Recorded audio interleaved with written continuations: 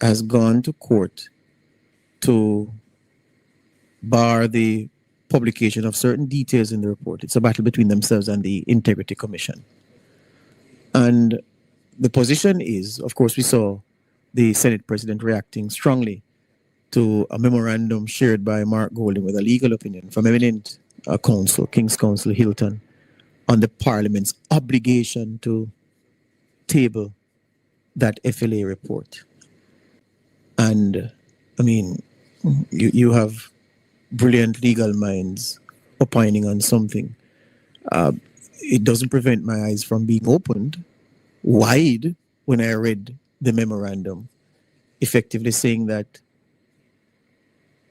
the fact of the report being sent to Parliament means Parliament must table and table quickly. I never knew that any authority could tell Parliament how soon to table a report. But anyway, the FLA report and the Integrity Commission. I want to read for you a letter that I took custody of, sent by the Integrity Commission to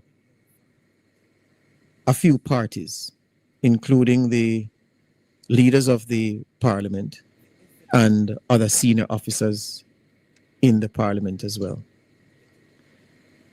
And the letter says, request for update on tabling of investigation reports.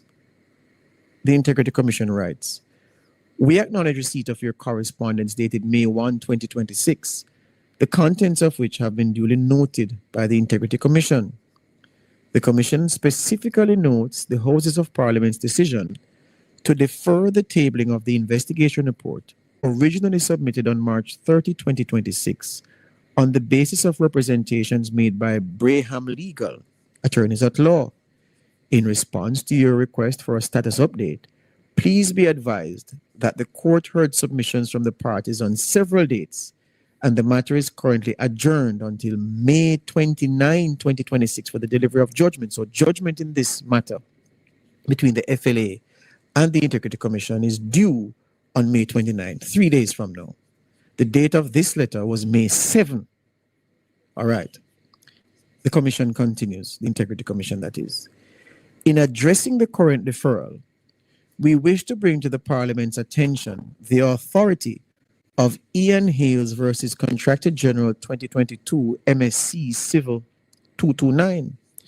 As established in Hales, which is that case mentioned, once an investigative report is finalized and transmitted to Parliament, the Commission's primary statutory duty under the Integrity Commission Act is fulfilled. Furthermore, the Commission emphasizes the principle affirmed in Hales, that's the court matter just mentioned, that the tabling of such reports constitutes the internal business of Parliament. Notwithstanding the pending legal guidance being sought by the Houses of Parliament, the Commission remains cognizant of its statutory obligations and the mandatory nature of the tabling process. We anticipate that the Houses will move to table the said report to ensure transparency and statutory compliance. Now, I've been left flummoxed by this letter sent by Craig Beresford, Executive Director of the Integrity Commission. Because on the one hand, the Integrity Commission says, based on what was set down in Ian Hales versus Contractor General 2022, once the Integrity Commission has completed an investigative report, that report is finalized and transmitted to Parliament, then the Integrity Commission's primary statutory duty under the Integrity Commission Act is fulfilled. We have nothing more to do after we've sent a report to Parliament. That's it. He acknowledges that furthermore, the Commission emphasizes the principle affirmed in that same Ian Hales versus Contractor General matter, that the tabling of such reports constitutes the internal business of Parliament. So Parliament has its own, is in control of tabling. Once we write the report, send the report. Tabling it is up to them. Yeah? Tabling it is up to them. And our business with it is finished. So, Mr. Beresford, how can you state those truths according to the Ian Hales versus Contractor General matter? And then, in the next paragraph, say Notwithstanding the pending legal guidance being sought by the House of Parliament, the Commission remains cognizant of its statutory obligations and the mandatory nature of the tabling process, and we anticipate that the House will move to table the said report to ensure transparency and statutory compliance. So let me break it down. The FLA and the Commission are in court over a report. The court says we will rule on May 29. Blessed is the man that walketh not in the counsel of the ungodly, nor standeth in the ways of sinners, nor sitteth in the seat of the scornful. But his delight is in the law of the Lord, and in his law do we meditate day and night. For we shall be like trees planted by the rivers of water, that bringeth forth our fruit in our season. Our leaves shall not wither, and whatsoever we do shall prosper. You know, people who have sense sometimes, or we're supposed to have sense, sometimes turn fool because they refuse to reason rationally. And I came upon this video with George Davis. And I've been asking, did the Parliament, George Davis, made a decision to table filings from the Integrity Commission as soon as possible? Because even from the President of the Senate and from you yourself, the court says we have no part in when the Parliament table reports from the Integrity Commission. The Parliament is immune. Yeah? And if you join them in that court battle, it would be wrong. So the court already ruled upon that, that them have no say in these matters when the Parliament table it, What you expect when come on the 29th? It's the same thing when come.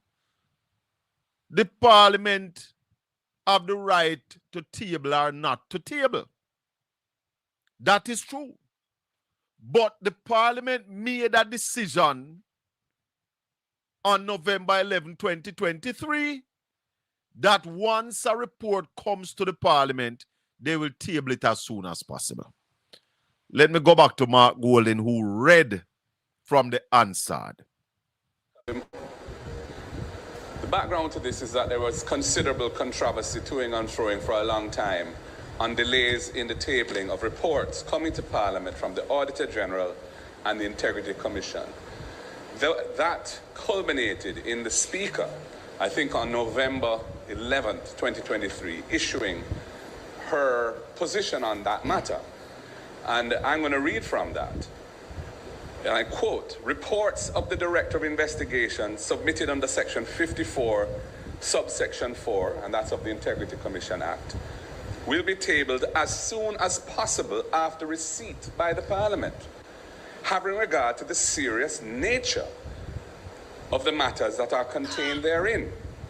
It will be requiring the immediate and direct attention of the House. After it is tabled, it will then be submitted to the Integrity Commission Oversight Committee for their consideration and report. And I add in parentheses, at that point it would be a public document that the media, the whole of Jamaica, and all parliamentarians would have had the benefit of being able to see. I continue. Kindly note, all reports from the Integrity Commission will be reviewed by the officers before they're tabled, and it will be tabled in the soonest possible time. No effort will be made to delay such reports. End of quote. That was the Speaker's ruling. This report concerning the Firearms Licensing Authority, a public body that has most serious statutory functions, came to this House on March 30, 2026. The cover letter from the Integrity Commission said that the report contains serious matters concerning governance, maladministration, corruption, etc. We are now in mid-May, and that report has not been tabled today, reports that came to Parliament on Thursday last week, 4 of them, about relatively junior public servants who didn't comply with their statutory declaration filing deadline. So we're not really go Those that have far. been tabled today. We're not go that But far. a most serious report You read the letter has not already. been. So, George Davis, what is happening is that Parliament is backtracking on a decision that was already made. And because of that, the question is, what is it that they are hiding? They have been delayed for almost 2 months. They have delayed the tabling, and it will be 2 months. The entire April. And if you say the court going to rule on the 29th, then it's next week. So it's 2 months they have delayed the tabling for. After this speaker, you know, is the one that made the decision. This speaker, let me go back to Marky G, reading from what was said. That culminated in the speaker, I think on November 11th, 2023, issuing her position on that matter. And I'm going to read from that.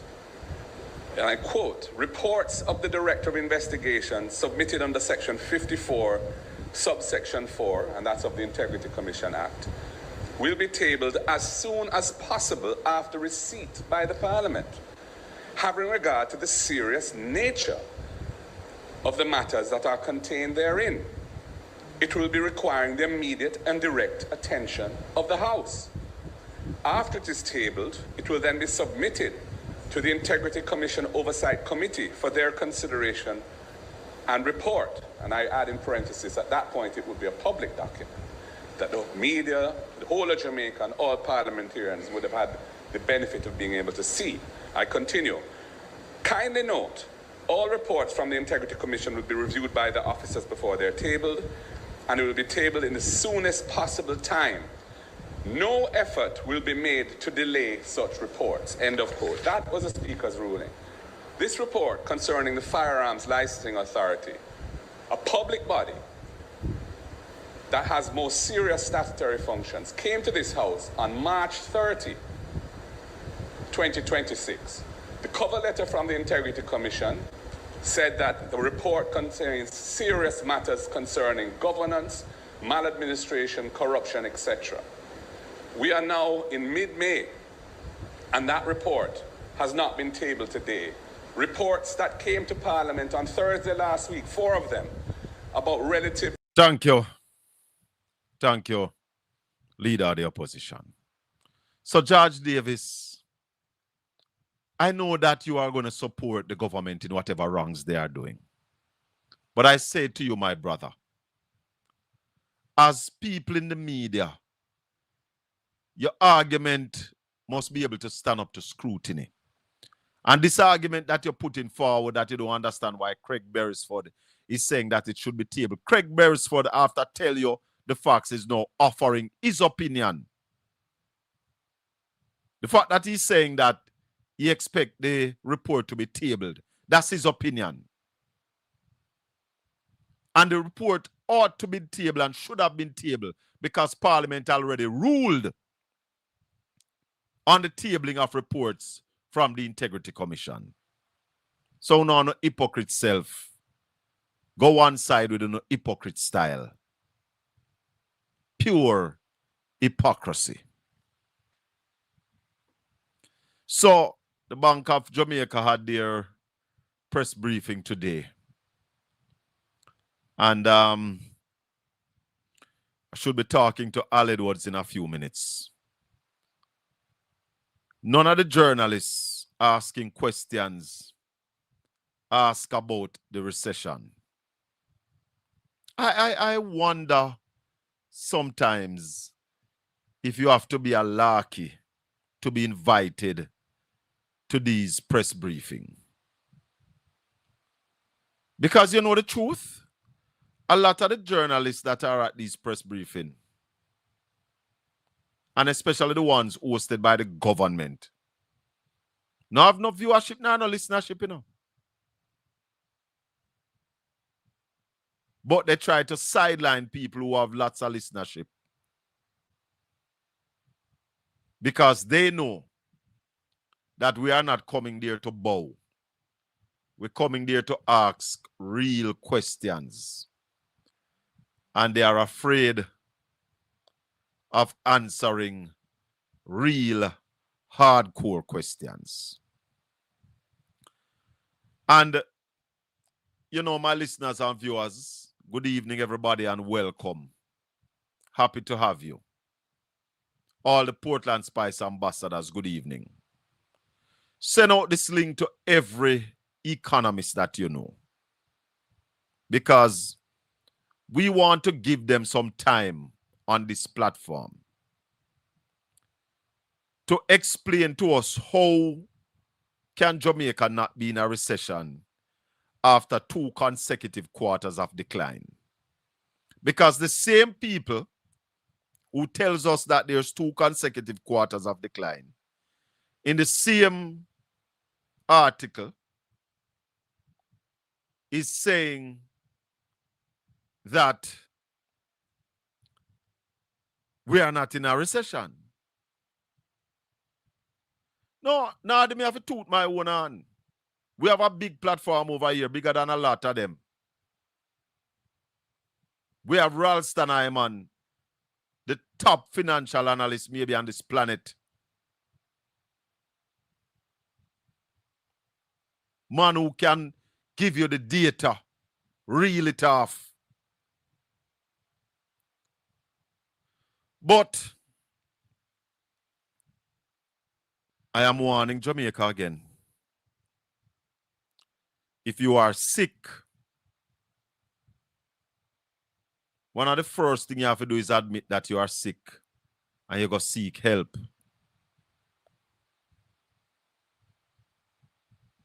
But if you are sick and refuse to acknowledge your sickness and tell yourself that you are well and you don't need any help, then you will die of that sickness. If Jamaica is in a recession, and you see, the last time they do the same thing, you know, it's the same, it's something that they might do again, you know. And labor rights not afraid to repeat foolishness when they do it, you know. You remember when they were hiding the Integrity Commission reports because 6 people was under investigation for illicit enrichment. And they were holding on to the reports, not wanting to table them. All when the report not concern them, they don't want to table them. Because they were afraid of their shadow. Was it last year or the year before Jamaica was in a recession and the same Wayne Henry came out and tell us that we're not in a recession? And some other buffoon were saying the same thing. If you are not hearing anything, I am suggesting that you restart your device because everybody else is hearing. So here they come again, want to bamboozle the people of Jamaica. But I hear Richard Biles today, and what Richard Biles is saying that this is not going to, well, he didn't say it was a recession, but the decline is going to continue. Yes, they are charlatans.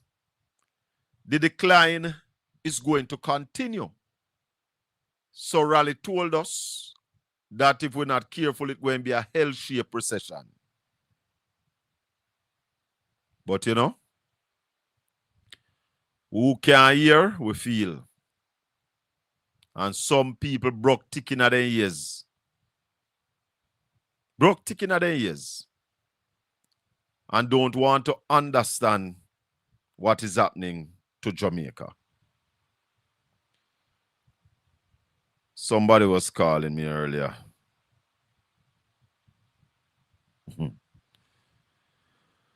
Let me open the phone lines and take a few calls before Hal joins us.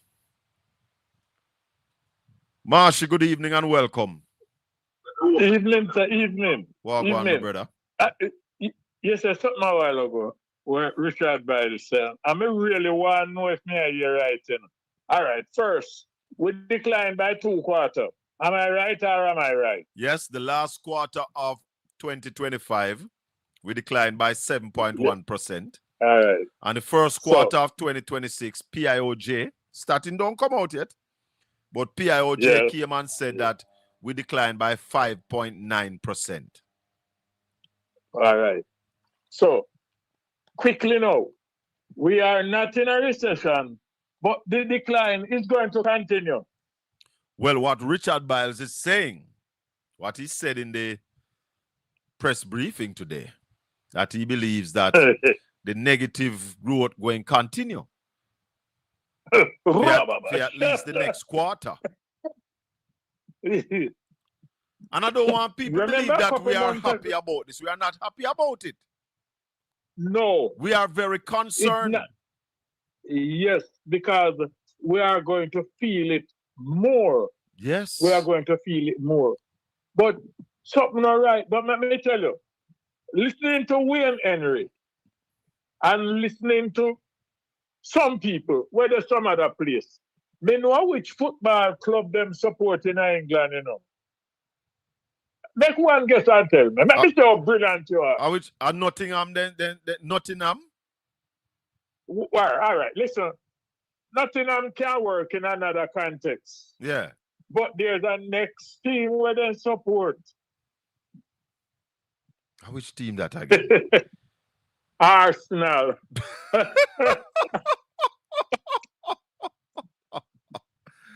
Well, Junior yesterday Junior asked me if I have any money. And I told him that there are a few coins.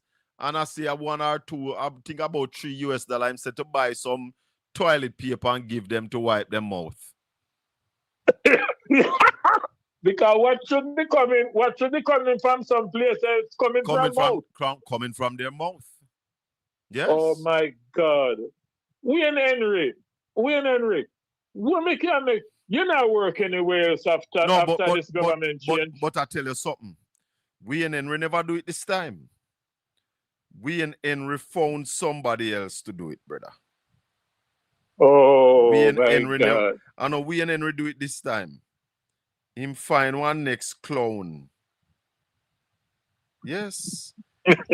He found another and listen clown. to me. If you want to know how brilliant the finance minister is, you remember when... What are your background sounds? No, I'm listening to you. You go on talk. Last week, the taxi men, they did have an argument, and Daryl Vaz come with the Minister of Finance. And I am willing to bet you, me not bet more than what me can afford. Me can bet you Malta. Yeah, the finance minister was there with them. You remember? Yes. When them did the meeting. Now, me bet you, any of your caller that you know can't tell me what the finance minister said. I don't think she said anything. Did she say anything? Well, listen. What brand did I give the finance minister? What I brand her with? And they say nah, say nothing. Nah, said don't say nothing. Nah, said nothing. The finance said minister nothing. not say anything because if Daryl Vaz was there talking up and they were thinking can't if keep them quiet. Tell them I go cabinet. Me don't know if a cabinet, Buffett or wardrobe or wherever I go. But that's all they come up with. And then, you know, when I time in that thing, so people like Edgerton Newman that defend anybody. Then again, Edgerton Newman do own a bus. He don't own a bus, he don't own a taxi, he don't own anything. What the taxi man am I pay him for? A Selitan Newman, me call him. Selitan Newman. Newman. Because this thing, I'm going to make we see. These Arsenal supporters and those from Nottingham. Yes. Them two clubs there. Them empty, man. They are from Nottingham. Nothing. Nottingham. That's where they come from, Marcy. Yeah, Remember me man. tell you. I got answer. I got. Bless you, my brother. 1-876-804-7072. I want to talk to Al Edwards, a financial analyst. He was the man in the debate who asked the finance minister about the 0.8% economic growth. The average economic growth in Jamaica over the last 10 years is 0.8%. And I want to talk to him this evening because it is critical that we get the understanding. Because sometimes when I feel like, say, Ralston no know what I say. And sometimes some of the labor right, them can't manage Ralston. Because you see, the truth is an offense, you know. And some people want you to be calm about the truth. I love Ralston forthright and directfulness. Come straight at you. Jamaica right now needs a finance minister. Jamaica right now needs a minister of health. Jamaica right now needs a prime minister. Jamaica right now needs a speaker of the House of Representatives. I am telling you all that. As bad as things be, Tom Tavares is not as terrible as the Speaker of the House. The standing orders in the House of Representatives was meant to serve the members of the Parliament, not to stifle them. You must know when to give and when to take. Juliet only take, she no give. And therefore, the Parliament has become Coronation Market 2.0. That's what I come to the Parliament. Because what you must understand, you know, anytime you're watching a football game and the referee gets more featured than the players, it's not a good referee.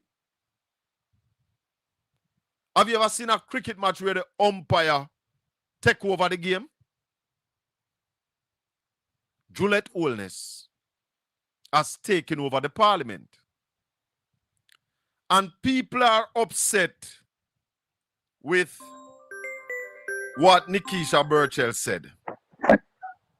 Because Yes, they are taking a partisan side. Caller, good evening and welcome. yes, my brother. Good evening. Everything with Blessings. yeah. We just call if you make it's not about what you are talking about. No, it's a different thing. Go ahead, man. Well, you know what's going on with the insurance policy them in Jamaica. Why they are so criminalish, man? In terms What's of going what? on with them? Caller, Yes, my brother. I'm right here. if you have me on a speakerphone, take me off right away. Or if you have me in a earbud, take that out and No, go man, straight to the phone. No, man, I'm on speakerphone. None time at all. You have in a earbud or No, my brother. earpiece? No, my brother. All No, right. my brother. Go No, ahead. brother. You drop out a while ago. Go ahead, make you hear what you say now. All right, yeah. Me say what's really going on with the insurance policy them doing like with the car and something. What's going on, brother?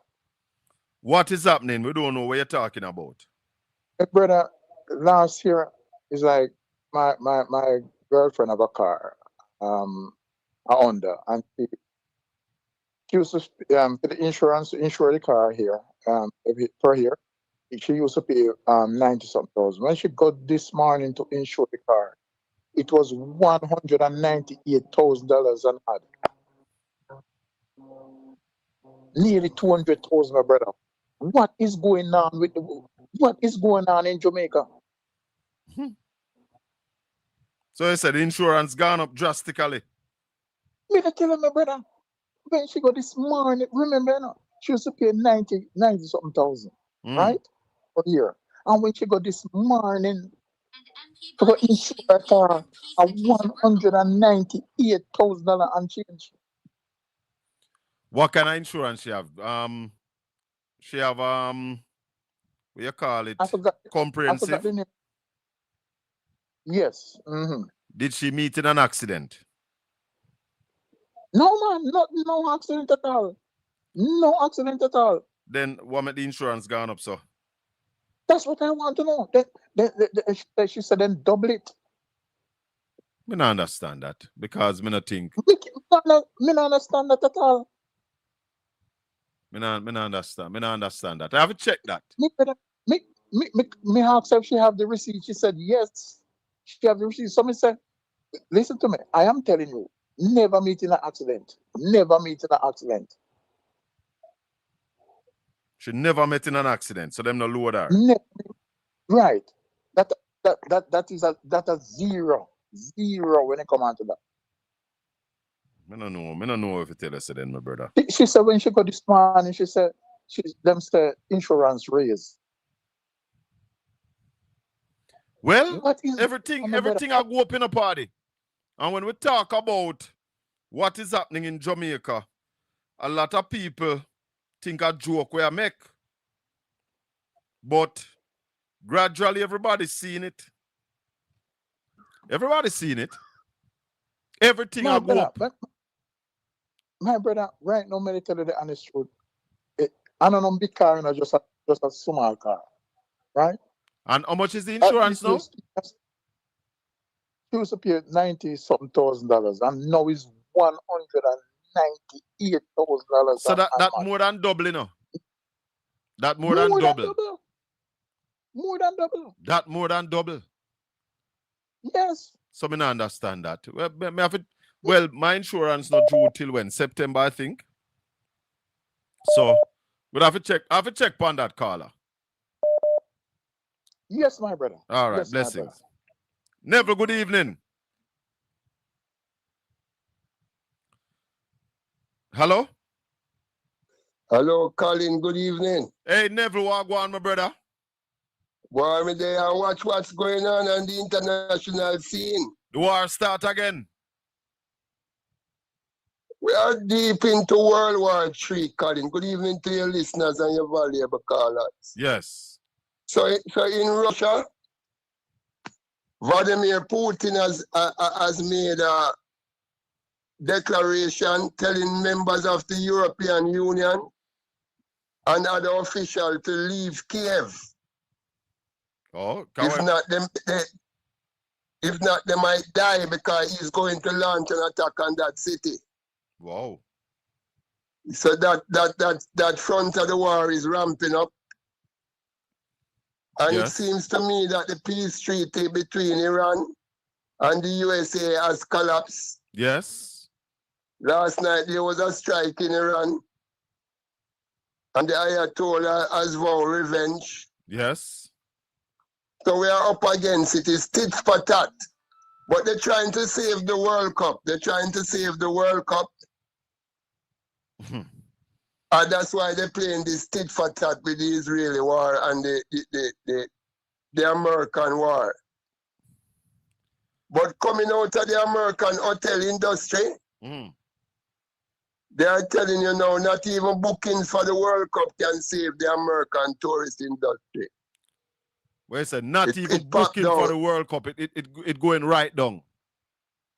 Yeah, American economy is going down. And they are now warning people to look out for desperate sellers. So the American empire is slowly but surely going down. And who are these desperate sellers? What they will be selling? Bandulu tickets? Yeah, they will sell anything they can sell, from commodities to their body parts. Somebody is saying that the World Cup will be a big flop. Yeah, man, the World Cup I'm going to be a big flop because personally, I am boycotting the World Cup. I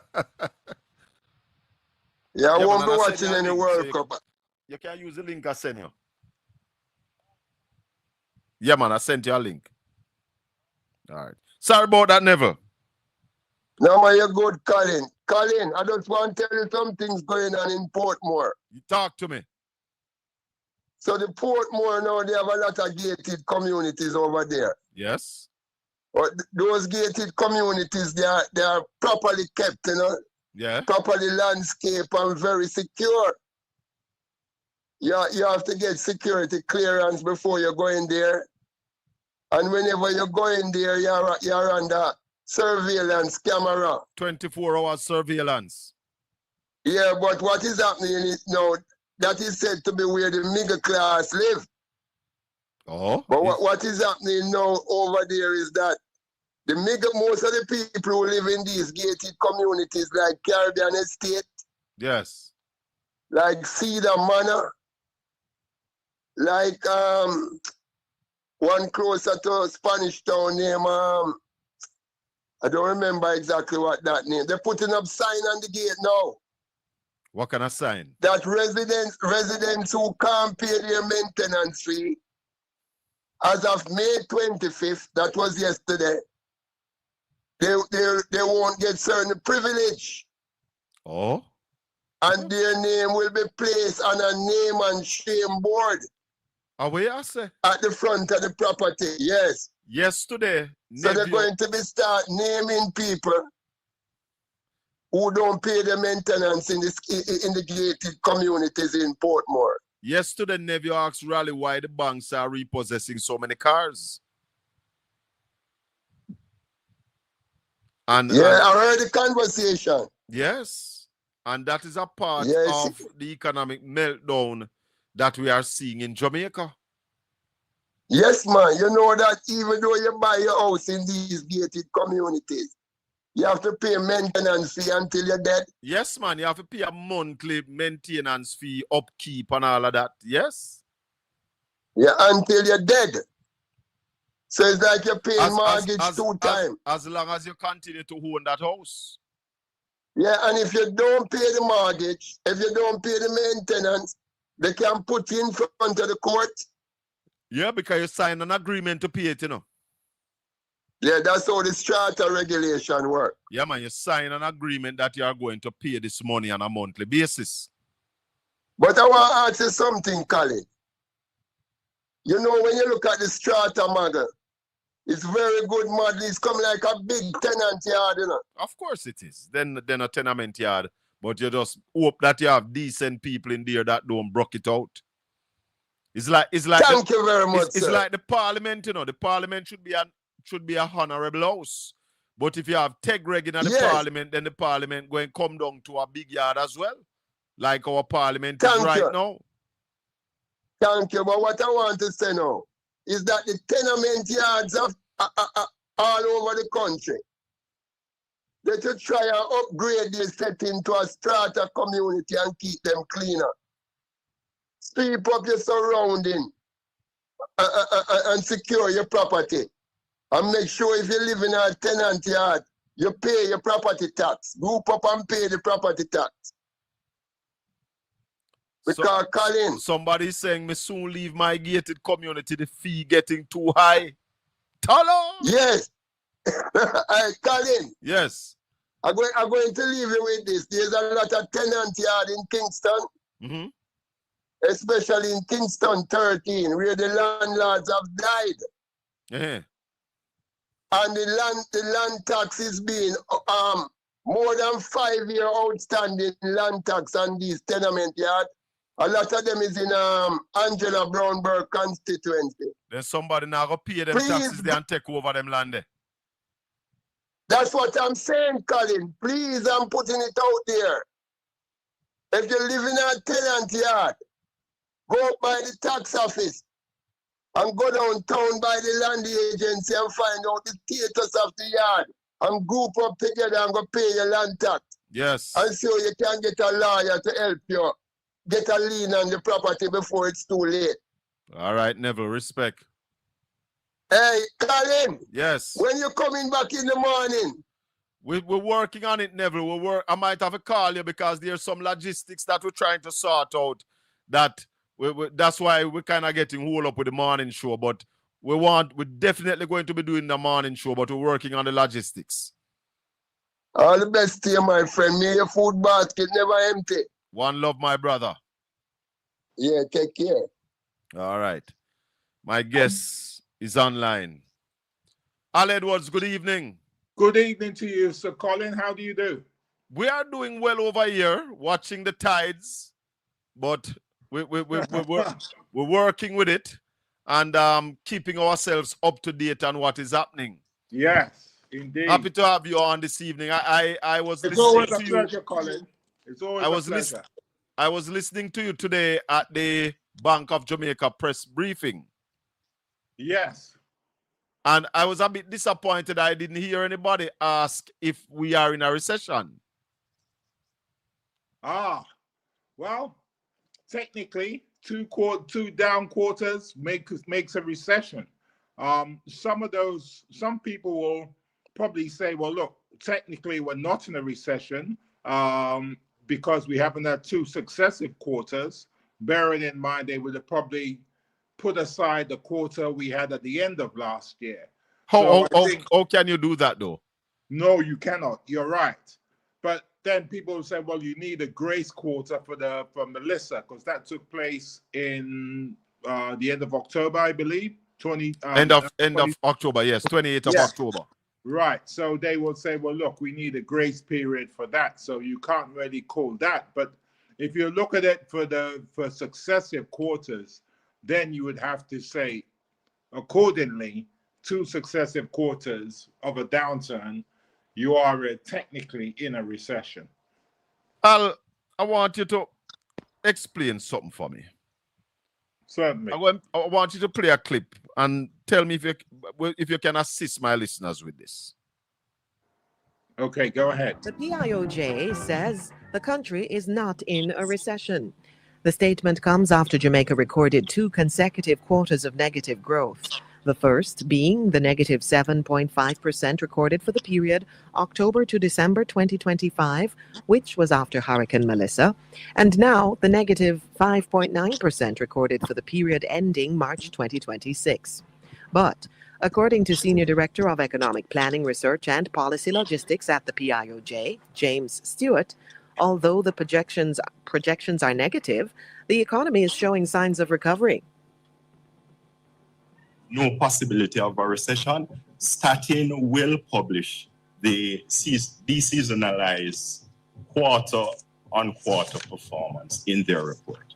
But we are suspecting that as the conditions of Melissa, the negative conditions from Melissa eases each successive quarter, there will be a growth relative to the preceding quarter. So you won't find two consecutive quarters of decline doing the quarter-on-quarter comparison. What does that mean, Hal? Explain that to us, because we've been tripping over this. To be honest with you, I'm very befuddled about what he just said there. I'll tell you why. Okay, so at the end of last year, there was a downturn of 7.5, I believe. 7.1. 7.1. And then the following quarter, 5.9. Those are significant declines. Right. So, I mean, there's no escaping the fact that the last two quarters we've had a decline. But his precursor was basically there will not be a decline in the following quarter. How can you get to that? How can you even contemplate that? No, but you don't know. But you've had two successive quarters of a downturn, and you don't know what's going to happen in the next following quarter. But right? he said, Al, hold on. He said that we won't have two consecutive quarters of decline. We already had two. We've had two. Exactly. That's my point. We've had.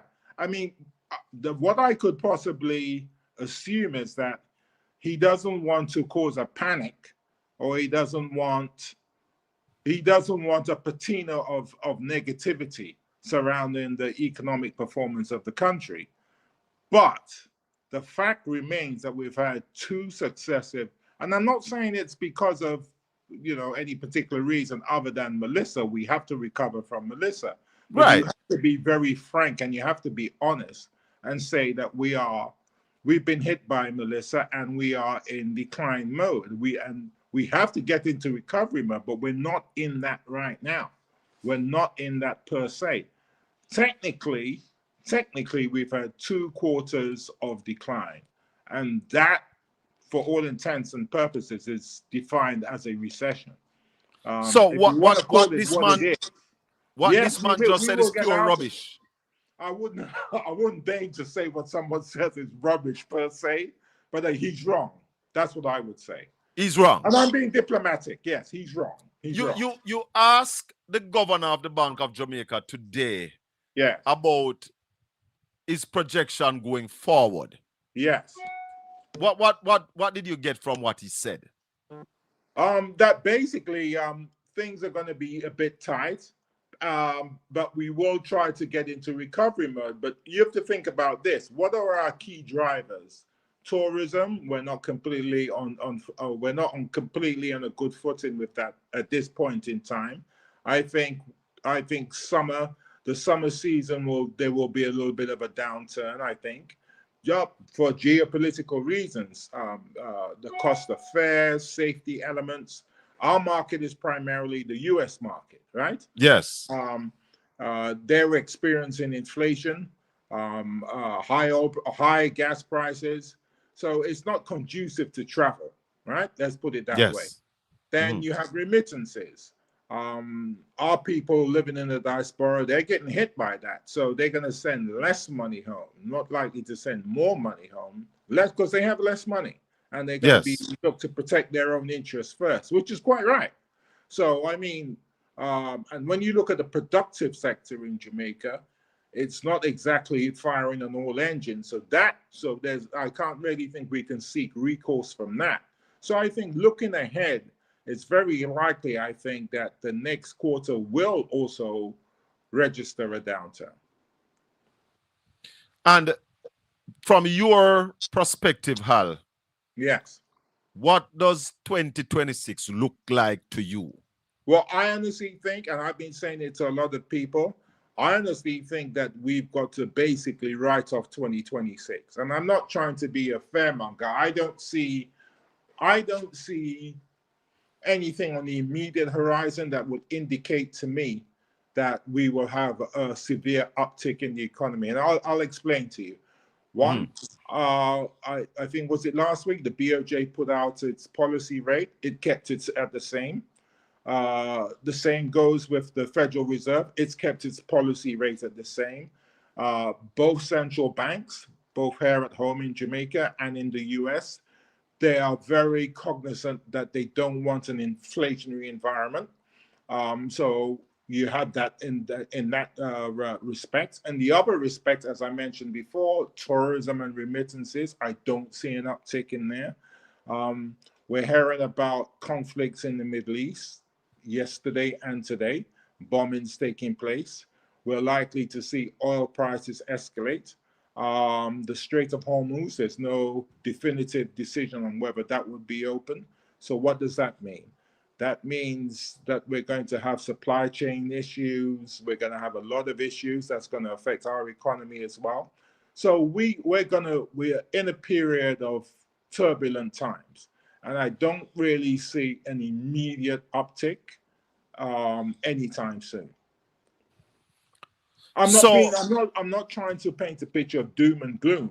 I'm just looking at all the indicators. We want you to tell us what you see based on the data, because we want the correct diagnostic. Based on the data, I would say that we're going to experience a downturn. That's where I think, and I think we've got to take precautionary measures. Are we looking at a L-shaped recession? Yes. I don't want to say yes, but I would say yes. But let me say this, not entirely of our own making. I understand that. Yes. Because the global issue, the geopolitical issues will affect Jamaica. Exactly. There's no question about that. What are your views, though? The war started in February, March, April. We are at the end of May. The Prime Minister has not addressed the country fully as it relates to the effects of that war in the Middle East, what it will do to the Jamaican economy. What are your views on that? I think he's preoccupied with, I think, the NARA Act, which has just gone through. I think he's been preoccupied with that. We've had a few issues, more notably with the young lady who got killed by the policeman the other day. I think those issues are preoccupying his time. And So I you're think, saying that the Prime Minister can't walk on chew gum? no, he can, but it's preoccupying him. But also as well, I think he's very mindful of not trying to stoke any panic.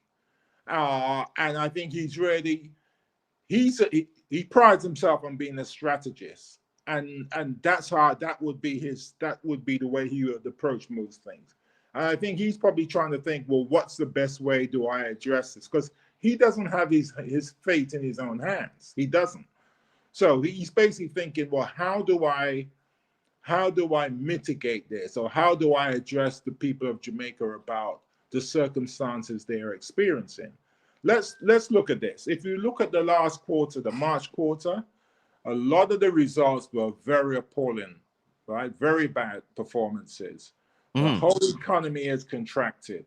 And that's a fact. That's a given fact. There's no way out of it. No matter what PIOJ says, statin, the economy is contracting.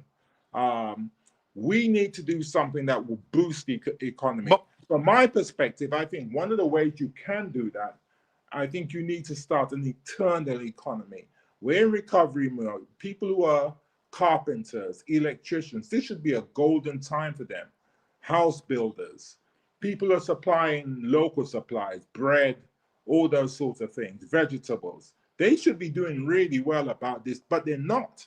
And we've got to figure a way to spur that. So it creates that kind of aggregate demand, and so the economy can push on forward. But we haven't. We're in this period of stasis. We're not too sure how we're going to address this. What underpins everything there, Colin? What underpins everything? There's been no time in the history of the Jamaican economy that it has been so flush with so much cash. You do realize that? oh yes, yes. Right? That is the conundrum. There's been no time. There's so much cash available now. All right? But And why are they not spending this cash, Al? That's the problem. That's a conundrum, Colin. I think they just haven't decided how they're going to go about it, what they're going to do, but they're taking too long, I think. But they have to get going. They have to get cracking. Where you do realize next week we'll be getting into hurricane season. All right, away. Right?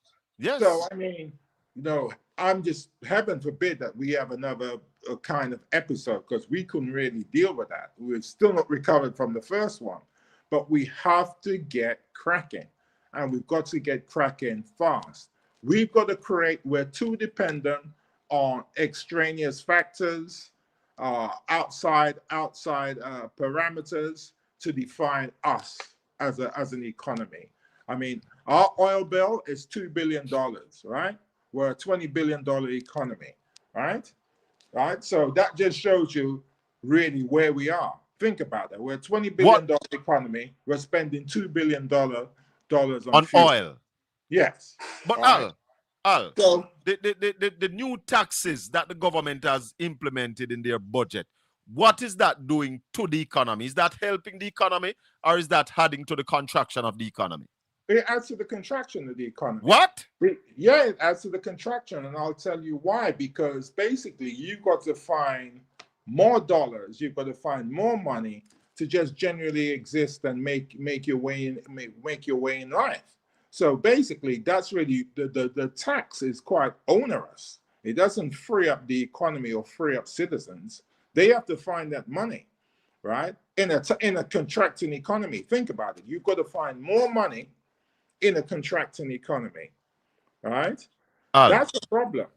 We've got to figure out a way where we can liberate, and we can liberate the economy, get people doing things, get people earning. So it creates it creates that demand within the economy, and so we are less reliant on those outside factors. More specifically, imports. The Jamaican government, Al, has gone to the multilaterals, and they have borrowed over $3.6 billion. Yes. they have only drawn down 400 million so far. Yes. Do you think the government is making a major mistake by not pumping this money into the economy? Well, I don't know what their rationale is for that. I don't know what their thinking is.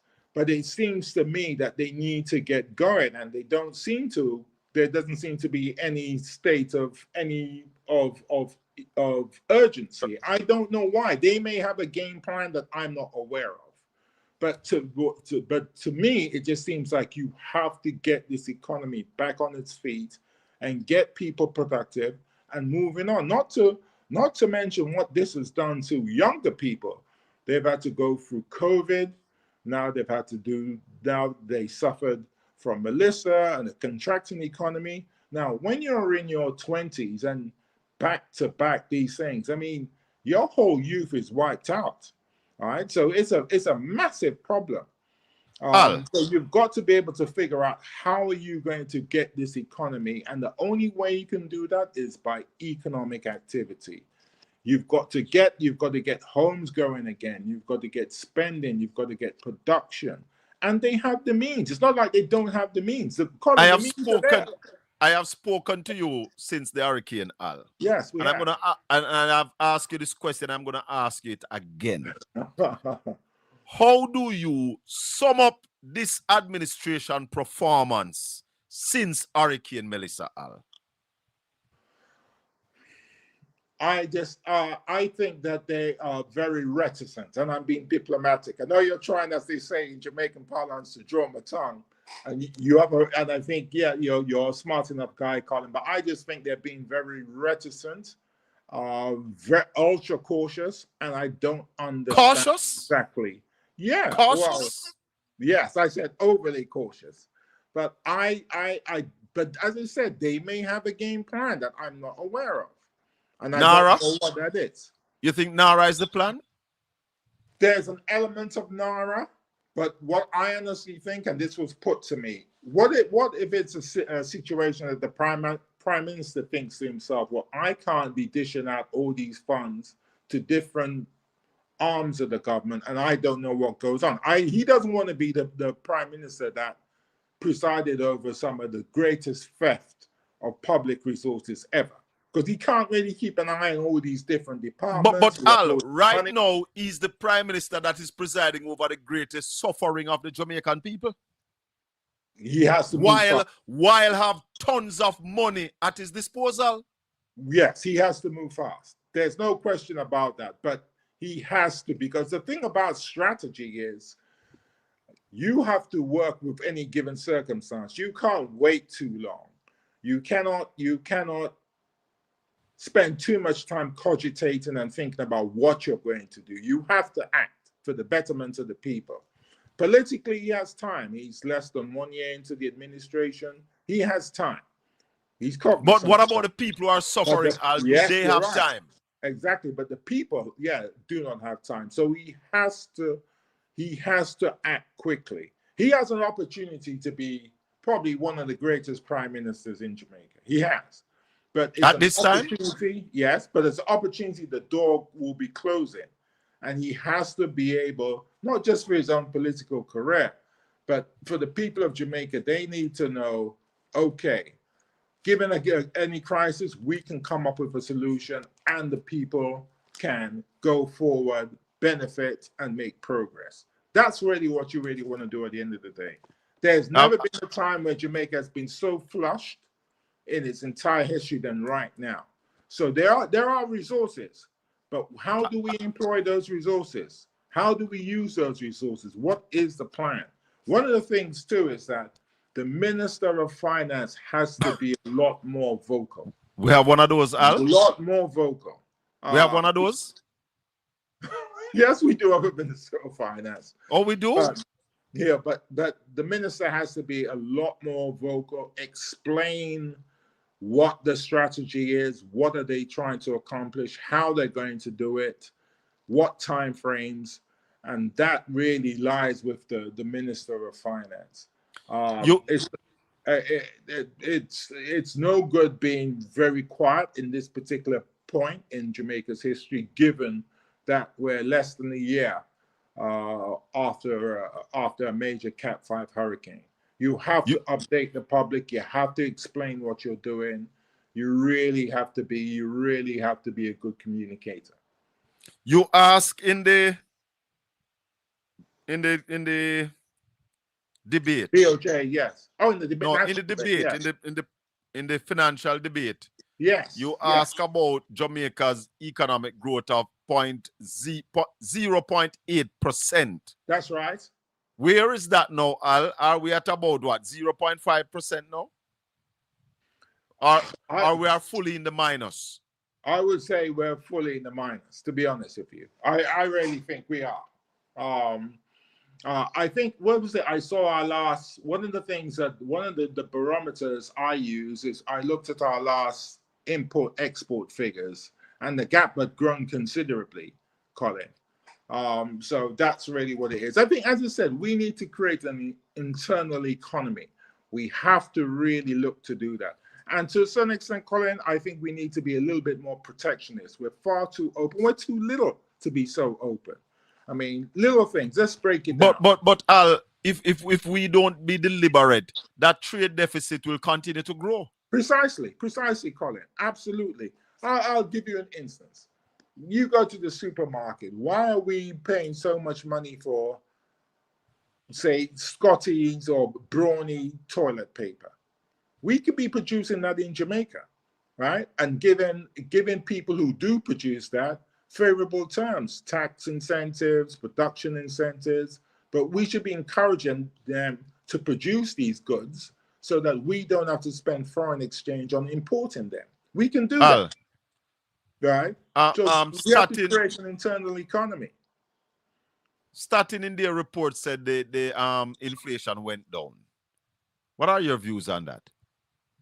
I don't think it went down personally. That's not what people are saying. They said fuel went down, rent, housing, I think. What do you think is happening there, Al? I don't know what metrics they're using to determine that, but just talking to people and talking to people who tell me about what they're paying in the supermarket, what they're paying for. I was speaking to someone on Labor Day about gas prices, and she was telling me she drives a Prado, and she was telling me to fill that Prado is costing her over 15 grand, right? And she's filling that Prado, she says, now more frequently than before. That's an indicator to tell you where the economy is. No, I tell you something. I drive a Prado myself.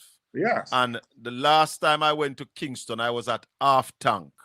Yeah, exactly. And it cost me $11,000. There you go. Right. 11,000. So 15,000 sounds like she know where the cheap oil is, but it sounds to me like my Prado is gonna cost me about $22,000 to fill up the tank. Well, that's the reality, and you think about that. That's a high cost. And if you're thinking about the average kind of wage, what's it now? Probably about 12,000-14,000. That's a lot of money if you're spending that kind of money to fill up your tank. Now, see here, Al. See here. There you go. Inflation down by 0.3%. Well, what is the cost of that? Housing, water, electricity, gas, and other fuel. That's in April. How do you get that? I don't know how they came to that determination. They would need to explain that. Because first of all, let's think about it. Fuel prices across the world and in Jamaica, Petrojam will tell you, is up, right? Input costs are up. Right? Think about that. All the input but what did the governor say about inflation today, Al? Tell us that. No, what he basically said, and someone asked him a question saying, well, given where inflation is, should we either raise it, the target, or lower the target? And he explained it. He basically said, look, we need to keep inflation. We don't want to be in a situation where we set a target at which creates an inflationary environment, right? He made that point today. And I absolutely agree with him. You've got to be careful how you don't want to create an inflationary environment. So that's really what the factors are. if you think of it, what you've just put up there with your consumer price index, a lot of that is imported stuff, right? Yes. So, and that's really where the problem is. So I don't know how they determine that it would be lower, given the world we live in, given the fact that we're neighbors to the biggest economy in the world, which inflation is going up, fuel prices are going up, input costs are going up. So how can we in little Jamaica have it going down? Think about that, Colin. that is a discussion we've been having here, Al, that this is pure madness. And this is also scary, because we here at Portland Spice TV, and Ralston is our professor. We are worried. Ralston is more often than not on the button. He has a good take on things. We here are worried that maybe the government is infiltrating Staten and places like PIOJ, because when you tell us that you have 2 quarters of decline, but who have a recession because you won't see 2 quarters of decline. That was a big mistake they made. They're in no position to make that determination. That sounds like mumbo jumbo. Yeah, but not only that, it has a political quotient that you want to avoid. As a state agency, you don't really want to go into the realms of politics and say, we will not. How does he know that? Oil prices go up but to he's saying that $130. after, but Al, remember, he's saying that after him say, we have 2 consecutive quarters of decline. Well, yeah, but that technically is a recession. All right, so basically, there's no way around it. If you're technically in that situation, can you then say, oh, well, we're not going to be in a recession? You can't. How are you going to determine that? You can't. Does he have a crystal ball? Listeners and viewers, we are talking to financial journalist Al Edwards, and you are listening to the Colin Bell Show on Portland Spice TV. If you have not yet subscribed to the channel, please subscribe, like, and share. Al, I have 2 final questions for you. Yes. Since the war started between Israel, Iran, and the United States in February, gas prices at the pump, we were just talking about it, have been going up by $4.50 every week. What is that doing to the Jamaican economy? It has a deleterious impact on the Jamaican economy. Fuel is the highest input cost in everything we do. Everything. You think about it, right? Transportation, electricity. It's the number 1 input cost, right? So it does have a deleterious impact on our economy. Now, the question is, can we move quickly to bring in an alternative fuel mix? Can we look to renewables? Can we look to other sources of fuel so that can basically mitigate against high input costs and high imported costs? That's really where we need to look at. We have to move quickly. We're paying in the region of what? Between 38 cents and 40 cents per kilowatt hour for electricity, one of the highest rates. No, between about 50 cents, 50-something cents, Al. Anywhere between 40 to 50 cents. Well, I thought it was about 38 to 40 cents. No, I didn't think it was high. Over 40 cents. Anywhere between 40 to 50 cents per kilowatt hour. But that's far too high. Far too high. And we keep saying it year in, year out. We must draw a line in the sand. And I think with what's going on with the war in the Middle East, we need to really act expeditiously on an alternative energy strategy and the way we look at energy and how we utilize energy. Did the government blunder, Al? My final question to you. Did the government blunder when they removed the edge? They continue to take the taxes from the people, but remove that edge insurance. Did the government blunder? In hindsight, we have to say it was perhaps a bit short-sighted. I would say in hindsight, we'd have to look at it then. What were they looking at back then? They couldn't have foreseen what we went into now when the heck. Yeah, but somebody foresaw it, Hal. The person who implemented that edge tax was looking far ahead. Yes. But my thing with that, though, is basically What do we learn from that going forward now? We've made the mistake. What do we do going forward now? We've got to find a way, basically, of at some point, and I would say not too far in the distant future, of looking at how we're going to approach that hedge, or do we remove that hedge?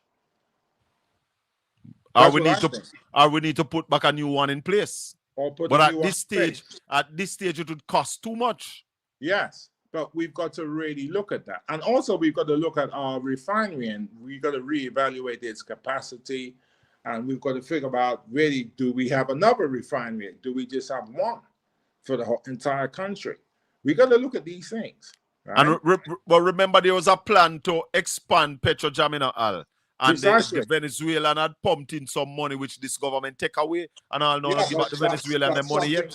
But that's something we need to look at as well. As I said, we probably need 2 refineries. One of my listeners in the chat room is saying to us that electricity is $45 per kilowatt hour. Wow. Yeah, I see. There you go. I thought it was around 38, 40 cents. I mean, that's crippling to our economy and to the people. I think it's we have to address that. We've got to figure out a way. Now, the former CEO of JPS, Emmanuel, he's talked about, look, we have to look seriously at renewable energies and having a mixed approach to our energy problem. And I think we need to really expedite that quickly. I really do. I know you speak to government ministers from time to time. I speak to them many times, yes. I want to give you a message for the Minister of Energy and the Minister of Commerce. The Jamaican government need to right now, out of that $500 billion that they have at their disposal, start spending $50 billion to build out solar systems in Jamaica. Start with solar panel. Start putting panels on all schools, all hospitals. Pump $50 billion into solar renewable and use that to cut our energy costs by 25% by the end of this year. The government need to get up. I'll tell them for me, please. That would be bold, and I think that's something that a lot of countries would look to do. But I think in our particular instance, I think they always prevaricate over who should we give the contract to. Should we bring in someone from overseas? Do we give it to locals? That is the problem. They always think, and then they think about the bureaucracy, and by the time you twist and turn, 6 months have gone. And that's the problem. So it's a case, as I said, can they move expeditiously? Because in the situation we are, there's a lot that can be done, because the underpinning of it, Colin, is, as you said earlier, we've never been flush with so much money. Never. It's not like we have to go and find it or borrow it like we did before. Well, we borrow it already. We borrow it, but we borrow it already. Yeah, but I'll tell you an instance, and it's a story I'll never forget. I used to get on very well with Portia. And she told me of a situation with the IMF where they were going to put taxes on rice and saltfish. I'll never forget that. And she said, no, you can't do that. And they said, no, you need to do this. You need to put it on staples. But she refused, because she said the people, the ordinary Jamaican, cannot afford to be paying higher prices for rice and saltfish. And she put her foot down. Now, she's not associated with someone who would go in and put her foot down against the IMF. But she was practical enough to see the implications of what it would mean to the Jamaican people. And so she insisted that you couldn't put it. I mean, she doesn't get a lot of praise for that. No one really mentions that. Yeah. But that element and that pragmatism is something that I think we need today. And you're right, we need to do it. Instead of thinking, well, how are we going to give this contract? How are we going to get past this? Let's just get on with it and do it. You know, say, right, we've got to get renewables in our energy mix, and we've got to start. So let's start ASAP. Let's start from now and move on it quick.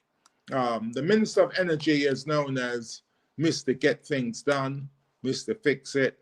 This is the time for him now.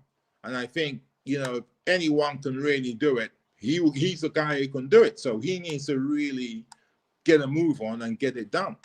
You know, Al Edwards, let me thank you for spending the time with us this evening. it's Anything you always a want to pleasure, add Colin. finally? Anything Yeah. you want to add before you leave us? Yes, I think, as I said, a lot of this situation we find ourselves in is not of our making, but it's a moment that we must use to learn from it. And going forward, we have to be a lot more self-sufficient. We have to reduce imports. We have to use our own indigenous fuel sources. We have to create an internal economy. We have to be a little bit more protectionist, right? We've got to favor people who are making products here in Jamaica, using Jamaican products, and we've got to back them, right? And there's nothing wrong, because we're a small economy, in favoring Jamaican products and people who produce goods and services here in Jamaica. Well, we cannot depend totally on these outside factors to determine the betterment of the Jamaican people and the Jamaican economy. That lies in the hands of the people and the country of Jamaica. And I think that's an approach that we have to take. Before we were open, and yes, all the rest of it, but these lessons we're seeing every year, practically for the last 10 years, we've had a major episode. If it's not COVID or hurricane, wars, all these things. And the reason why, and then we're always in recovery mode. So we get hit, then we're in recovery mode. And that's why we have to make hay while the sun shines. Yeah, exactly. Well said. Exactly. Thank you, my brother. Hay while the sun shines. Blessings and thanks, Al Edwards. Yes, take care, Colin. Thanks for the time. And we are now joined by the Professor Ralston. Good evening. Yes, sir. Good evening. Wagwan, my brother. I'm here. We were just talking to Al Edwards a while ago. Yeah, man. Good man. And he's basically saying the same thing, but he's trying to be very diplomatic. Yeah, man. Very good, man. Yeah, man. And everybody punch them straight like how we punch them. Yeah, man. You know, Al said that the man from PIOJ, he was wrong. He was wrong. You what? That's how Al put it. Al said he was wrong. Dead wrong. Dead wrong. Dead wrong. Why we can't say it so do Ralston. The man chat garbage, horse manure. Yeah, man. The man come totally unprofessional. Yeah. He's a political technocrat, right? Yeah, that is very scary when our agencies are behaving in such a way. Yeah, because that is the agency that is supposed to be telling the government how to avoid a recession. And if we fall in one, that is the agency that is supposed to be telling the government how to come out of a recession, not to be denying it. And plotting and scheming numbers. Rubbish. What happened today, brother? Well, the Bank of Jamaica was in the market today. They are going to be mopping up some $35 billion tomorrow. And the government will also be in the market tomorrow, borrowing some $8 billion to help fund the budget. The governor of the Bank of Jamaica today, the governor at his quarterly media briefing. Yes. You know, the BOJ of our quarterly briefing that then brief the media. Yeah, man, we were listening to it. Al was there. Okay. What things he said? I hope I'll ask him the question. What things that the governor said? The BOJ sold some 1.3 billion to the market between April of 2025 and April of 2026. And they buy what, 900 million? They bought 900 million more than they sold. Listen to good enough. Yep. So, in other words, they sold 1.3 billion, but they bought 2.2 billion. Following me? Yes, Raleigh. Yeah, but the governor hasn't explained how is it that you bought 906 million more than you sold, but the reserves dropped by $456 million during the same month. That math is not working out.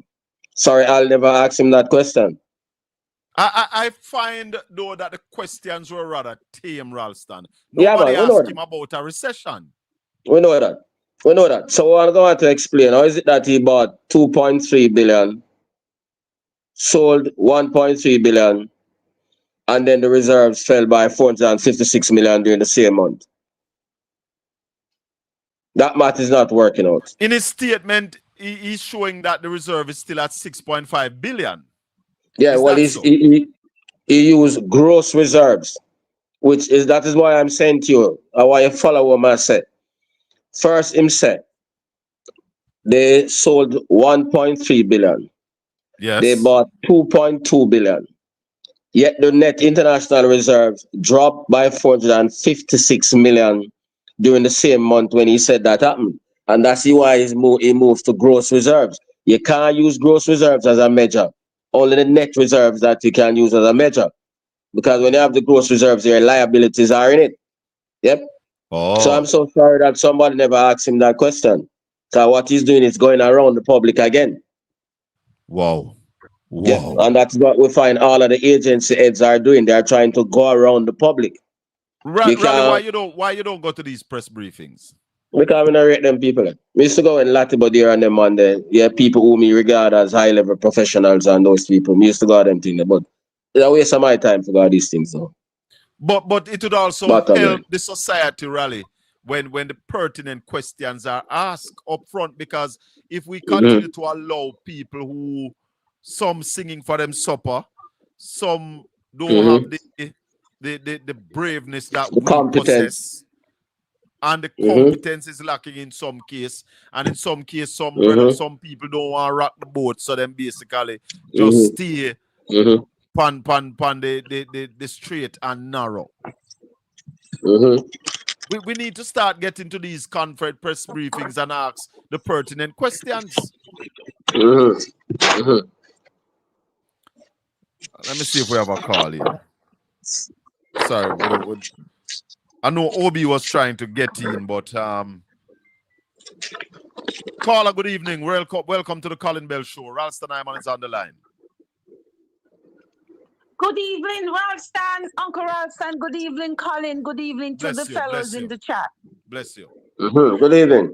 My question to Uncle Ralston, you just mentioned about the net reserve shortfall. Where possibly could it gone, Uncle Ralston? Give me a scenario where it would possibly gone. Well, I mean, the traders buy and they hold. And the traders are members of the banking community, the financial community. So they buy and they hold. And it's the money that the Bank of Jamaica Some send it overseas, using to mop up liquidity. Yeah, they just buy. Yeah, man. Some purchase and sell overseas in terms of their shareholders, because a lot of the players are owned by international people. So they buy and sell to the people overseas in order to pay dividends. And some buy and hoard it. That is why we really want government to... Is that legit? Because me go tell you when me I come from Colin and Uncle Rastan. Me I look for my paycheck. You see? I mean have a gross pay. Total what me make. You see? And then taxes and them things they take out, all the deductibles take out of it. What me get is the net pay. You see, so in the middle there, so everything else what is shortfall we take out of my gross income. Show say this are we gone. So me get the net balance in there. So the net reserve we really did it. The gross are where they go for the whole year, because you were talking about 600 and how much in the gross reserve. But him now tell me what create this net with shortfall, with take out, make it in net drop, as you say, Uncle Ralston. After I said 2 point something, they saw 200 and 1 point something over here. So and in the middle there, so where the rest gone? Ghana foreign or the rest is held by the players in the market, the banks and the cambias who are in the market.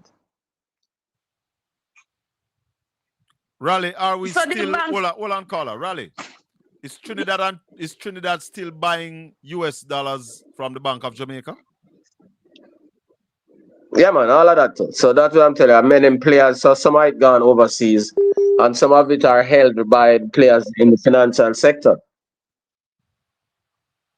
Continue, caller. Okay. That is why yesterday I was a bit. I was aggressive, loud, and all that, because my brain, my heart, and just like how this man Al was saying, when they wanted Portia to tax saltfish and rice, the basic staple where the Jamaican poor people eat. She said no. This is where we have to be careful, as I was saying, because the false data from Statin and Yeah, this man. man, as Al said, the man wrong. I give the people them a false sense. Anything can happen because I think we're in austerity measures now. Are you telling me, so we not have to go practice austerity measure because me hear Uncle Rastan been saying that long time? And put where the rum and Yeah, pour, we man. have to do something else. We have to cut back this, Yeah, cut man. back that. No Yeah, austerity man. measures Yeah, that. man. Yeah, man. Certainly. Yes, That's we are where in we're at. that time. Yeah, Almighty God. Later, Colin, me that's I go where we're back at. a class. Blessings. 1-876-804-7072. That's the number to call. Ralston Hyman is on the line. We just finished a discussion with another financial analyst, Al Edwards, and he's not saying anything different from where Ralston has said. The economy is in trouble. Yeah, man. Serious trouble, Raleigh. Yeah, Go ahead, man. caller. Very serious. Caller, good evening. Hello. Go ahead, please. Yeah, good evening. Yes. Yeah, what more I talk about is the private energy providers. It is not about the private energy provider providing this thing and give it to JPS. The better deal would be if the government give the distribution of about 25 to 30% to the private providers. So, like in a gated community them can control that, or in a commercial center, or in some small communities, and they would get a better what you call now competition and better service. Because I like me live in a gated community, and we have about 300 residents, and if solar panel people come in, them control this area, service it well, then we could have a reduction in the cost. The public will see that and move away from JPS. So it's not about having more. If they don't have distribution, we're not going to have no good deal in Jamaica. But caller, so you hear me just say to Al a while ago, and I've been saying it here, that the government is sitting on almost $600 million. And I have been saying it, I have said it before. The government need to pump $50 billion into renewable solar system right now. Yeah, but they will also, just as a caller. Me understand what you say, Colin. Yeah, man. But Say the government need hold to do on that. the caller. No, the Hold on private man can't do it, man. Hold on the caller. Wait, yeah, Raleigh, go ahead. yeah, but that will have to be accompanied by changes in the JPS licensing. The JPS have a monopoly on distribution now. So that will have to, they will have to change the monopoly on distribution to facilitate what the caller is saying. And those are some of the changes that must be made to the license. Things like power wheeling, so Colin can produce power in a Portland, supply it in a Kingston, all them things there. So that is why, those things will have to be accompanied by changes in the license. So we can't escape that. But where are we with the discussion on the new license, Raleigh? Has those discussions started? We're not hearing nothing about them something, brother. That me I try to tell you, we're not hearing nothing about the things that are important to the country. We ain't Henry and them man, they are them to them supposed to hold on now. At them to them, we ain't Henry and them man, they supposed to tell the government about instead of chat foolishness and tell the public foolishness. You know? That are the role of the Planning Institute of Jamaica. Not to come and give bogus data and bogus definitions and them thing there. Them man, they're supposed to tell the government, say, no, these are the things that we need to do in order to get back the economy on track. Renewable energy, agriculture, infrastructure, research and development, food security. That thing supposed to tell people them rather than the nonsense that matter. Start that was what the focusing on educating our children that we have a stronger workforce. Yeah, man. That was what the PIOJ was established for, not to become a PR agency, a propagandist. So, caller, what you are suggesting is plausible, but one of the things that we have to sort out is the GPS license that gives them a monopoly on distribution of electricity on the island. Yeah, man. Yeah, man. So if we get rid of the monopoly and the private provider, we don't need them. Don't need no more than 25 to 30%. And if the government do that with the license, we need for change. The more renew the license at 2027, and that the private provider need to get up off of the bottom and start say, you what, this is what we are going to negotiate for, so that we can get 30% or 25% in this deal, and it's better for everybody. All right, Yeah, so man. Change is up to the mayor. Yeah, All right, man. cool. Respect, yeah. But Philip Paul will have been saying long time rally that we never need to wait until 2027 No, we don't have to to wait, man. basically We can start deal now. with the thing.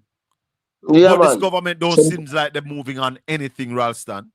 no, them not move with no urgency, and that is what I say. Agencies like the PIOJ supposed to tell them about the urgency of these things rather than get bogged down in propaganda. That's the point I'm making.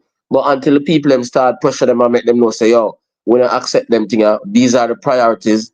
These are the things that we're dealing with. Then it never happen. Where And is next thing oil what on I'm the world today, market? before we forget, Go ahead, Raleigh. Colin. Yeah, man, go ahead. And next thing what I'm today, before we forget, the Ministry of Labour and Social Security, they dedicated the North Street complex to former Prime Minister Portia Simpson Miller today.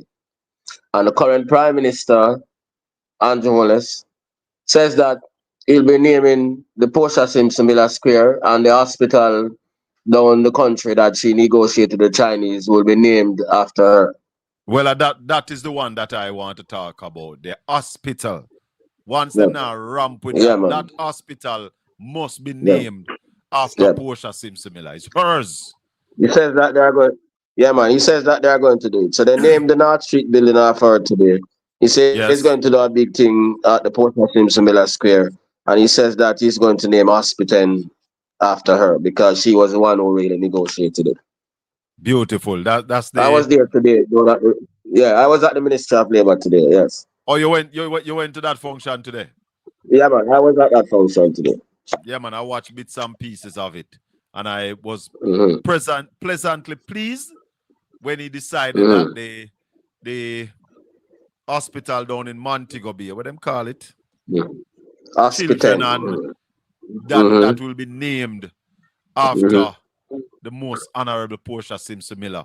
Because I hear Mm-hmm. Juliet Cuthbert in a piece basically saying that is all men on the walls of the parliament.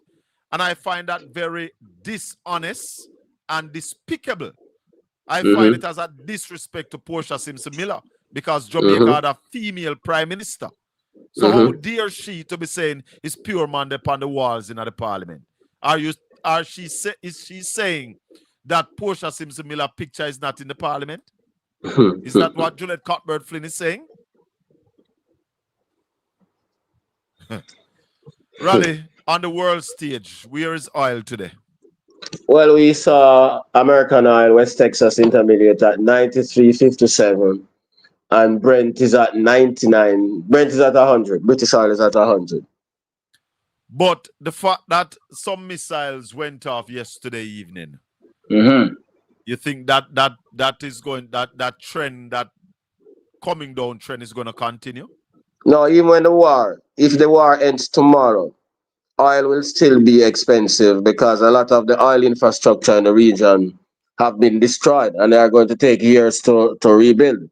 So no expert is saying that oil is going to tumble after the war stops. It is going to be continuing in the 90, 80 region, $100 region for some time.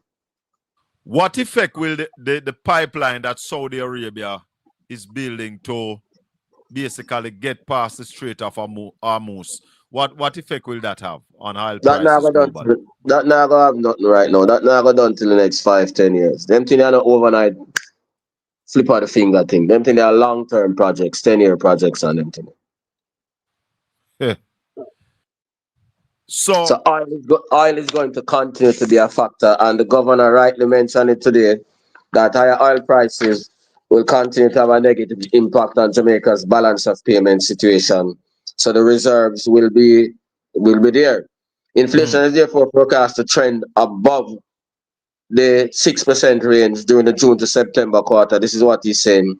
This will mainly driven by supply cost pressures, including increased energy and transport-related inflation due to rising crude oil prices and the second round impact of higher energy-related inflation. So oil is a major driver of the inflation globally, and he's acknowledging its impact on Jamaica, contrary to what we heard from the Statistical Institute of Jamaica.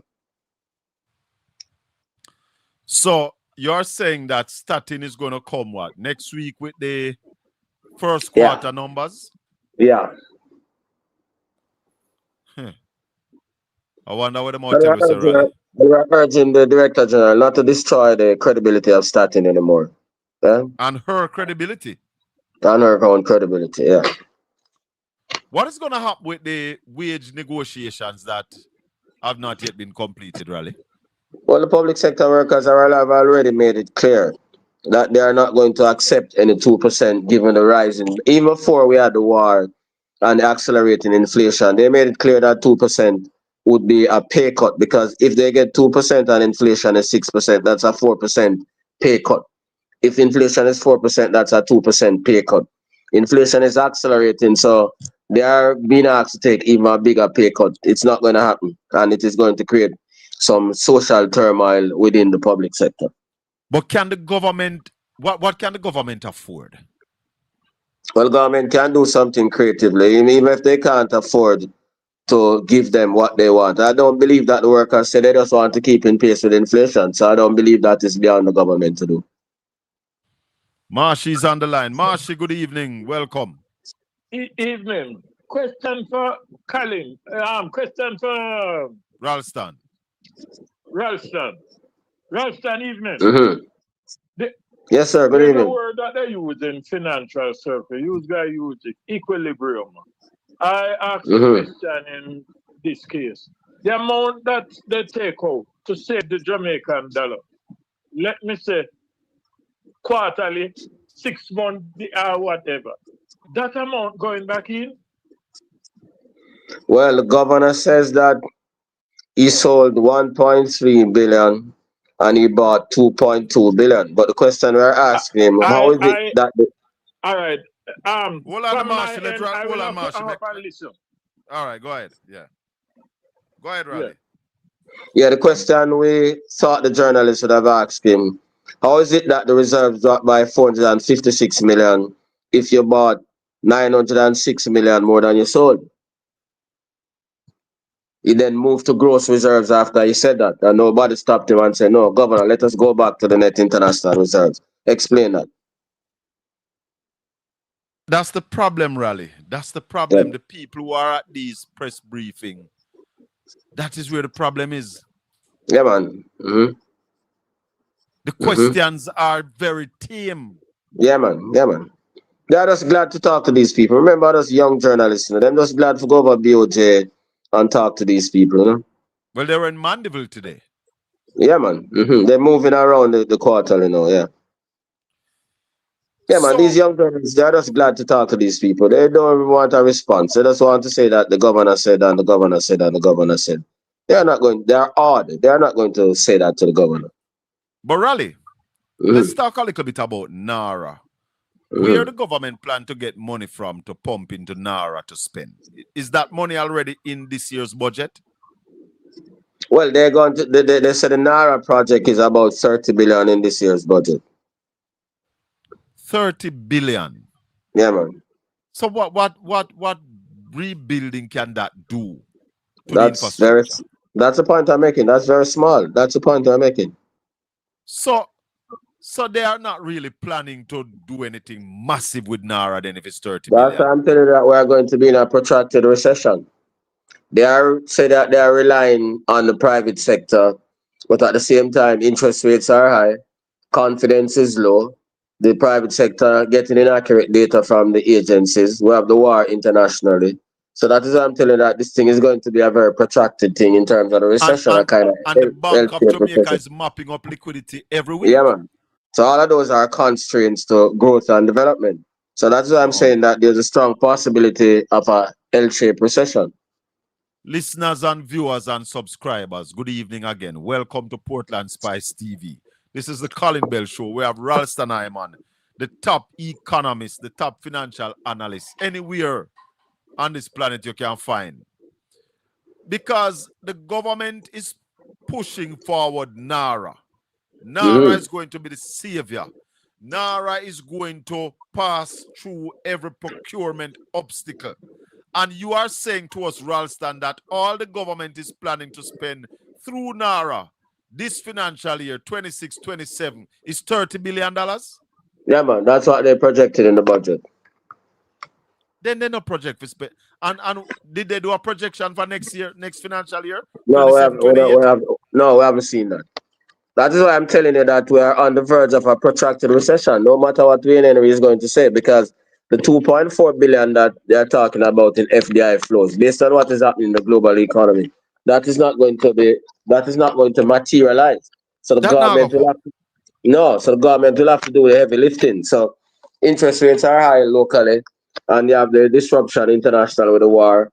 So it means that you're not going to see that kind of thing. In order to get back, based on the gap of 12 billion, the output loss reported by the PIOJ, you'd have to be spending like $9 billion with a multiplier in order to get back there.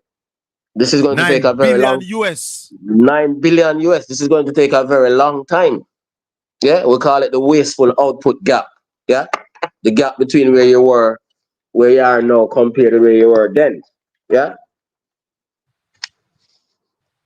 $9 billion matter. Times 158. You're saying that the government should be spending $1.5 trillion, Raleigh. Yeah, I would expect them to be doing all of that in 1 year, but starting with 30 billion is a joke. At least 200 billion this year. Yeah, man. Starting with 30 billion. Come out of the devastation that Melissa caused. Yeah, man. Starting with 30 billion is a big joke. It's a joke. No, we have to come back to that, Raleigh. But let me take a call. Yeah. Hello, good evening, caller. Welcome to the Colin Bell Show. Good evening, Colin. Good evening, Ralston. Good evening. Yes, sir. Good evening. Yeah, man. I want the Prime Minister. I hear him talking about $67 billion. And he put in that $67 billion, $24 billion to JPS. Now, my question, isn't that a loan? So what I want Roland to explain to me, why is he putting the loan in the money that the government spends? And he's supposed to be getting that back plus interest.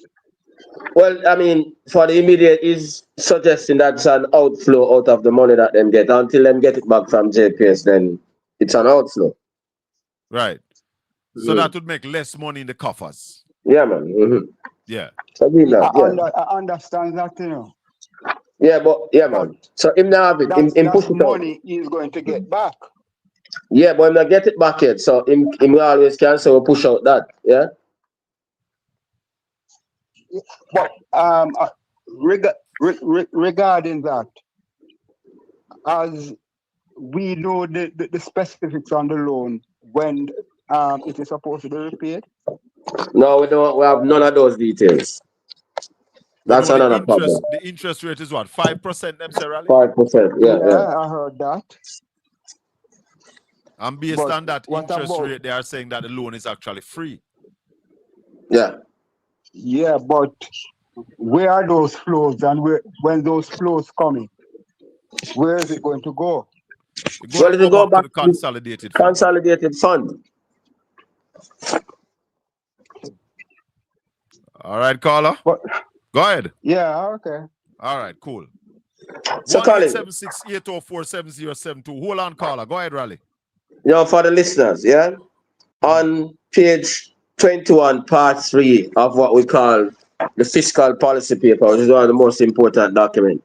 The government says capital expenditure allocation of 100 billion includes 30 billion contingency provision for Hurricane Melissa reconstruction efforts that are expected to commence this fiscal year. So of the 99, I'll call it 100 billion that they are going to be spending on capital. Yes. 30 billion of that is directly related to Hurricane Melissa. But are you sure that is what they're spending in the NARA, Raleigh? Because all information is that there's nothing about Hurricane Melissa in the NARA.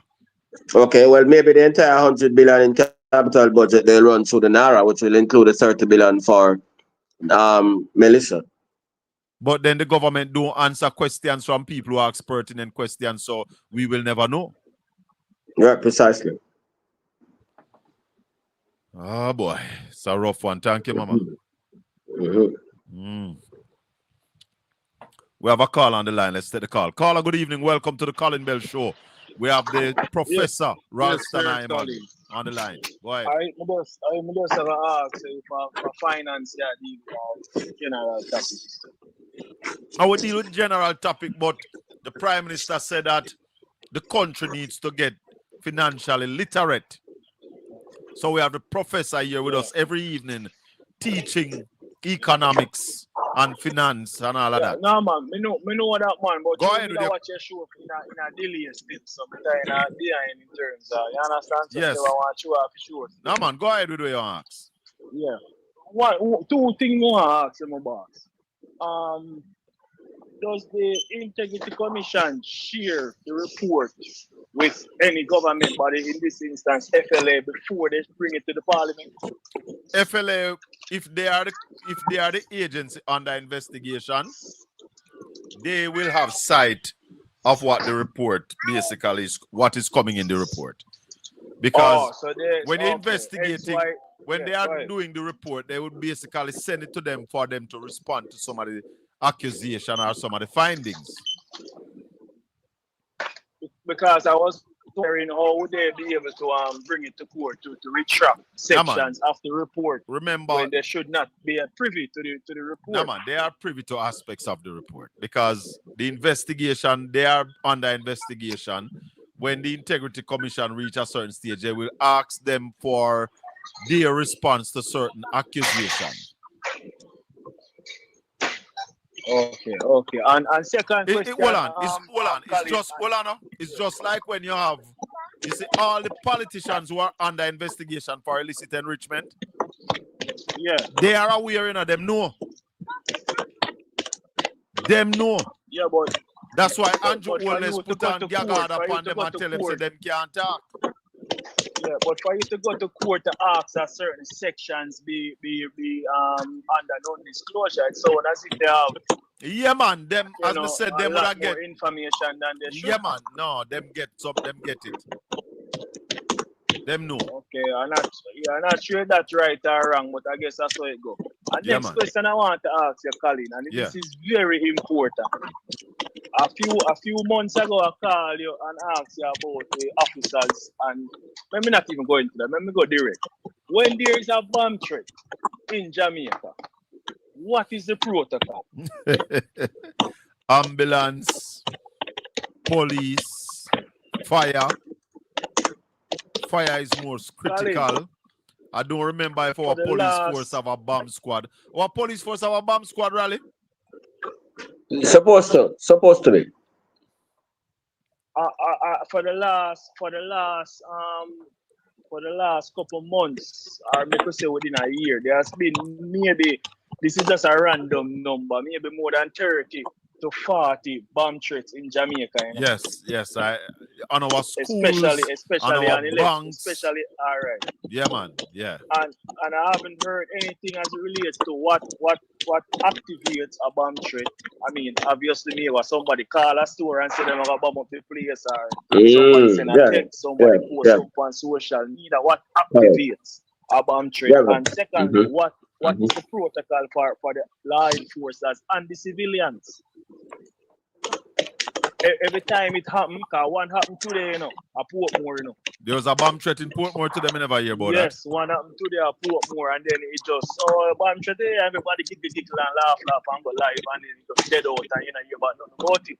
And I'm wondering if there's somebody trying to test our national security and watching our protocol and watching how we react to this type of threat. And I fear that one day there will actually be something that we need to worry about. Yeah, every day I ball out wolf when the wolf come. Yeah, I am in total agreement with the eye.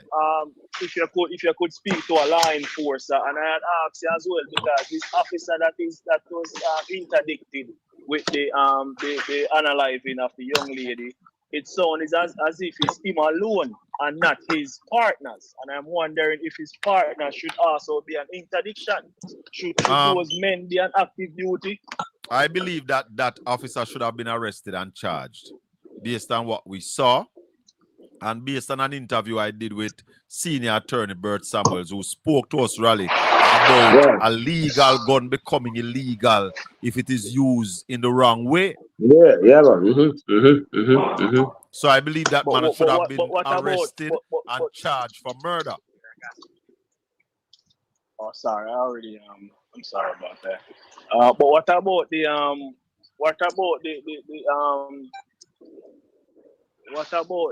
his partners? Well, when I look at the video, I can't say him partner them complicit to him. I wouldn't draw that decision. Not complicit, but in terms of should they be an active duty still? Well, maybe they would have gone to the chaplain unit and all of that, get them counseling and maybe out the back. But what is happening in Jamaica, my brother, leaves a lot of questions. I spoke to our ex-police officer and she told us that it is possible that you can have officers on the street who have all 5-6 body from the year start. Yeah, I was the one who called and asked you that question several months ago, you know. Yeah, man. And it is more. Our ex-officer called the other day and gave us a full rundown on the possibility of that happening based on how the system works in the JCF. Yeah. Oh. All right, Colin. Bless yourself, man. One love, my brother.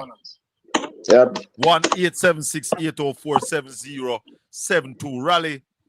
If Nara is just getting that little bit of money, what is this big argument that they are behaving that Nara is going to solve all our problems in Jamaica? No, it's not going to solve all our problems, but give particular person control over the funds.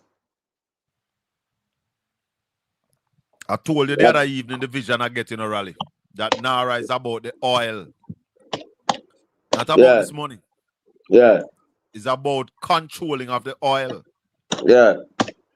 And I'm wondering if the government of Jamaica is planning to invest in United Island Gas to start the drilling.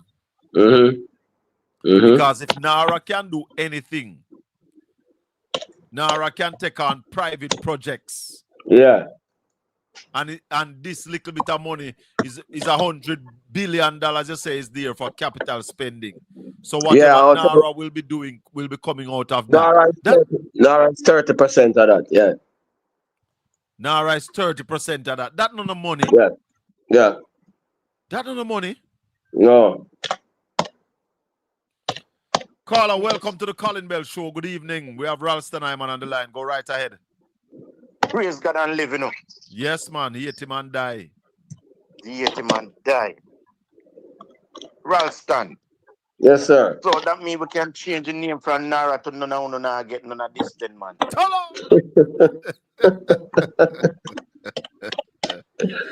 Yes, sir.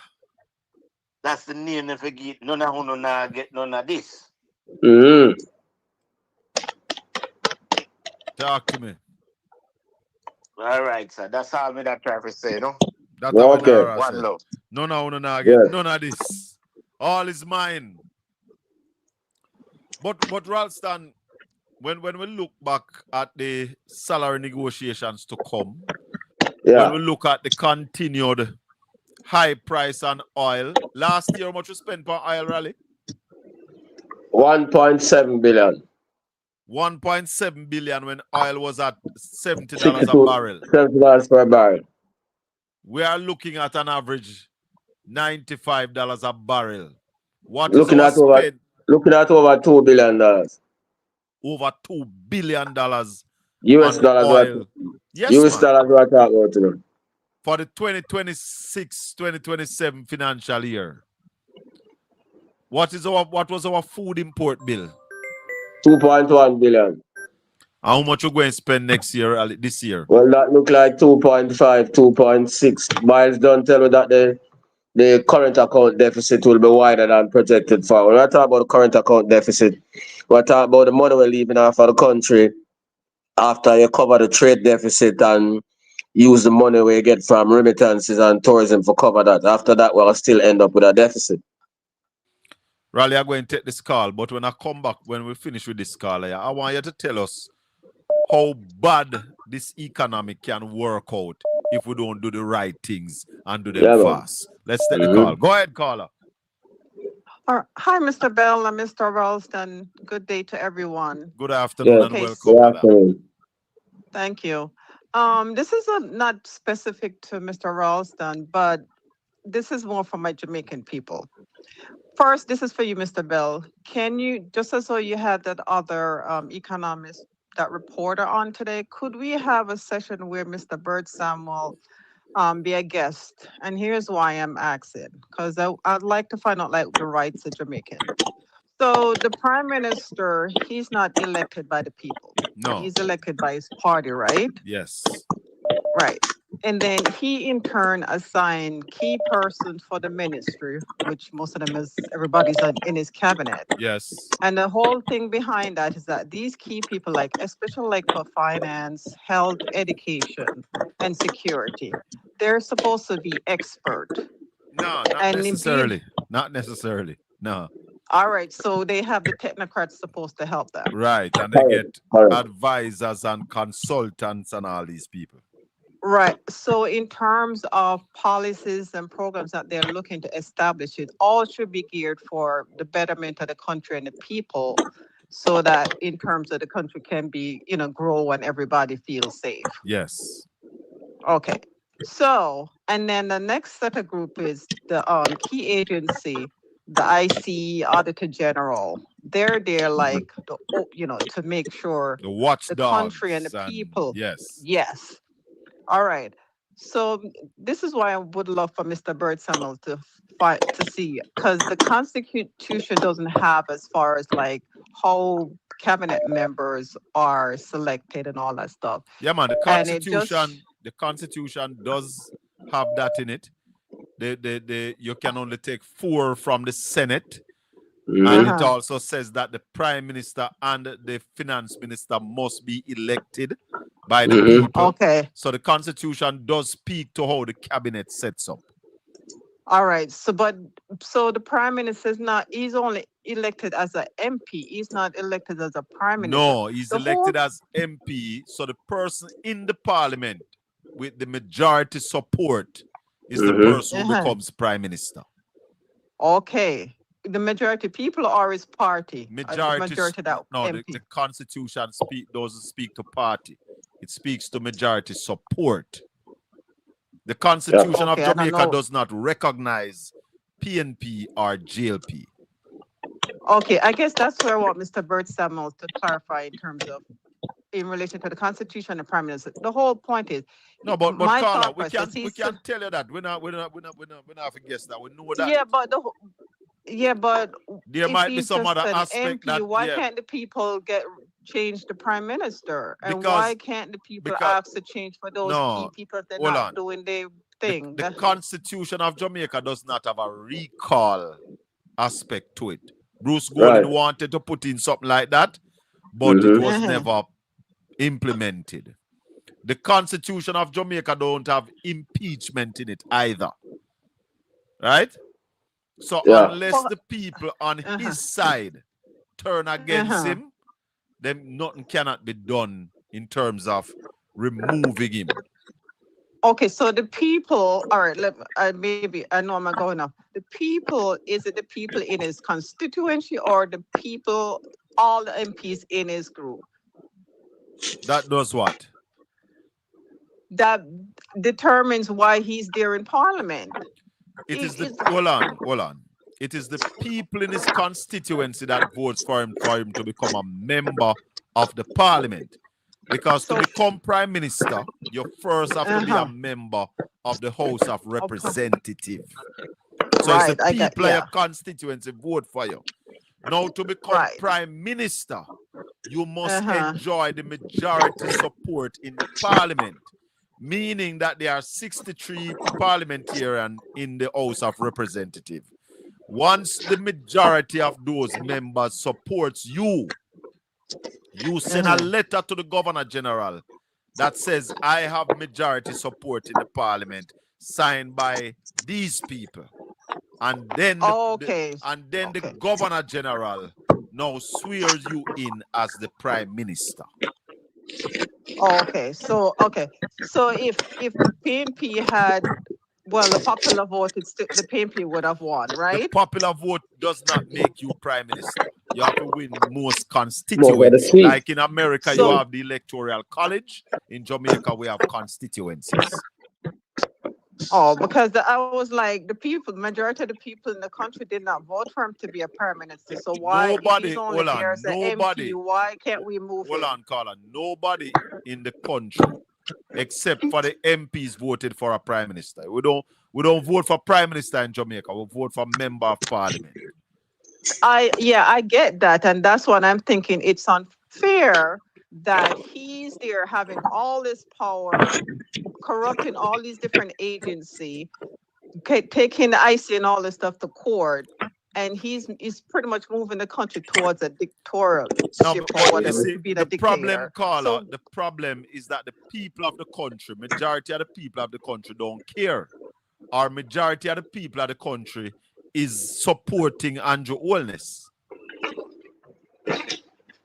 And we don't, I see why we need to change the Constitution, because there should be something in the Constitution that prevents them, where if the majority, then we need to have it like the US. At least you can say the people voted for Donald Trump. Well, but we have to change the Constitution. One constituency vote this person in, why are they having so much power over the whole country? Because hold on, Carla. Agencies. Hold on, Carla. Because in every constituency, people vote for a member of parliament. Right. So the people them will vote for the MP, give the MP that right to go choose who become the prime minister. So majority of the MPs in the parliament are members of the Jamaica Labour Party. So anybody who is the leader of the Labour Party, they are going to say that this person have my support to become prime minister. That is the rule how it is right now, and we have to just work with it. See, Marvin put out a petition calling for certain things. I am suggesting I signed it. Beautiful. I signed it and I added my comment. Beautiful, and send it to all who you know if you sign it. So that is what we have to do now. Forget about the moral compass in the country, because in any self-respecting democracy, Andrew Holness should have step aside. You realize how much prime minister them having at the UK in recent time? That's what I don't understand. That's what I was wondering, as far as like in our constitution, exactly how that works, because I don't understand if the prime minister can resign, because remember Prime Minister Bruce Golding resigned because he did something that he considered that was wrong, and his position was untenable at the time. But this prime minister don't possess that kind of moral compass, so him now resign. Because his party members aren't holding him to account. So if they were doing what they were supposed to do, then they would have gotten rid of him, and those people who are incompetent to the ministries would have been changed. All right, thank you. You answered my question. Bless you. We'll still bring on Bert to go into some deeper constitutional matters, but those are basic. So, Raleigh, with all that is happening now to the Jamaican economy, don't be afraid to tell us, if we continue upon the road we're upon, what is going to happen. We want to hear what the future looks like at the present trajectory. As we have been talking again, if Wayne Henry and all the agencies and the government continues to be in denial, what we're going to have is an L-shaped recession. It means that you'll stay at the bottom for a very long time. When you're at the bottom for a very long time, a whole lot of things can happen. People lose their jobs. You will see more people defaulting on their loan payments. The non-performing loan portfolio of the financial sector will build up, and we could see a financial crisis. We are also going to see a whole lot of social dislocation. Families being dislocated, more abuse, more levels of criminality, more urban blight, more dereliction right across the country. Everything that is bad. Because all these things flow from the lack of finances. What happened in that financial crisis that we had in 2011? Well, you could see financial institutions going under, people losing wealth, people losing money. Those are things that happen when you have a great recession or a great depression. Those are the telltale international signs of a great recession or a depression. And that is why we are saying to the Planning Institute to step up to the plate and do your work. Your job is to tell the government how to prevent a recession and how to come out of one, rather than being a propagandist, because this is a very dangerous development. Very Caller, good dangerous. evening. Good evening, caller. Welcome. Yes, my brother. Yes. Pertaining to what? First I should say big up big up Jamaica best one name again, Colin. Ralston Iman is the world's best. Ralston. Oh yes, man. Big Talk up my to me. brother. Big up. Big up, big up, big up. Pertaining to what he has just said, okay? The question that you asked him and the answer that he gave to you. What I can be wrong, but I don't believe I'm wrong. When I look into it, right? When something like that happen, if something like that happen, okay? If something like that happen, that's only to me going to make the government richer and better. You understand me? Because if things are going down, okay, now people gonna lose jobs, right? When you lose your jobs, when you're not working, who paying the house mortgage and something?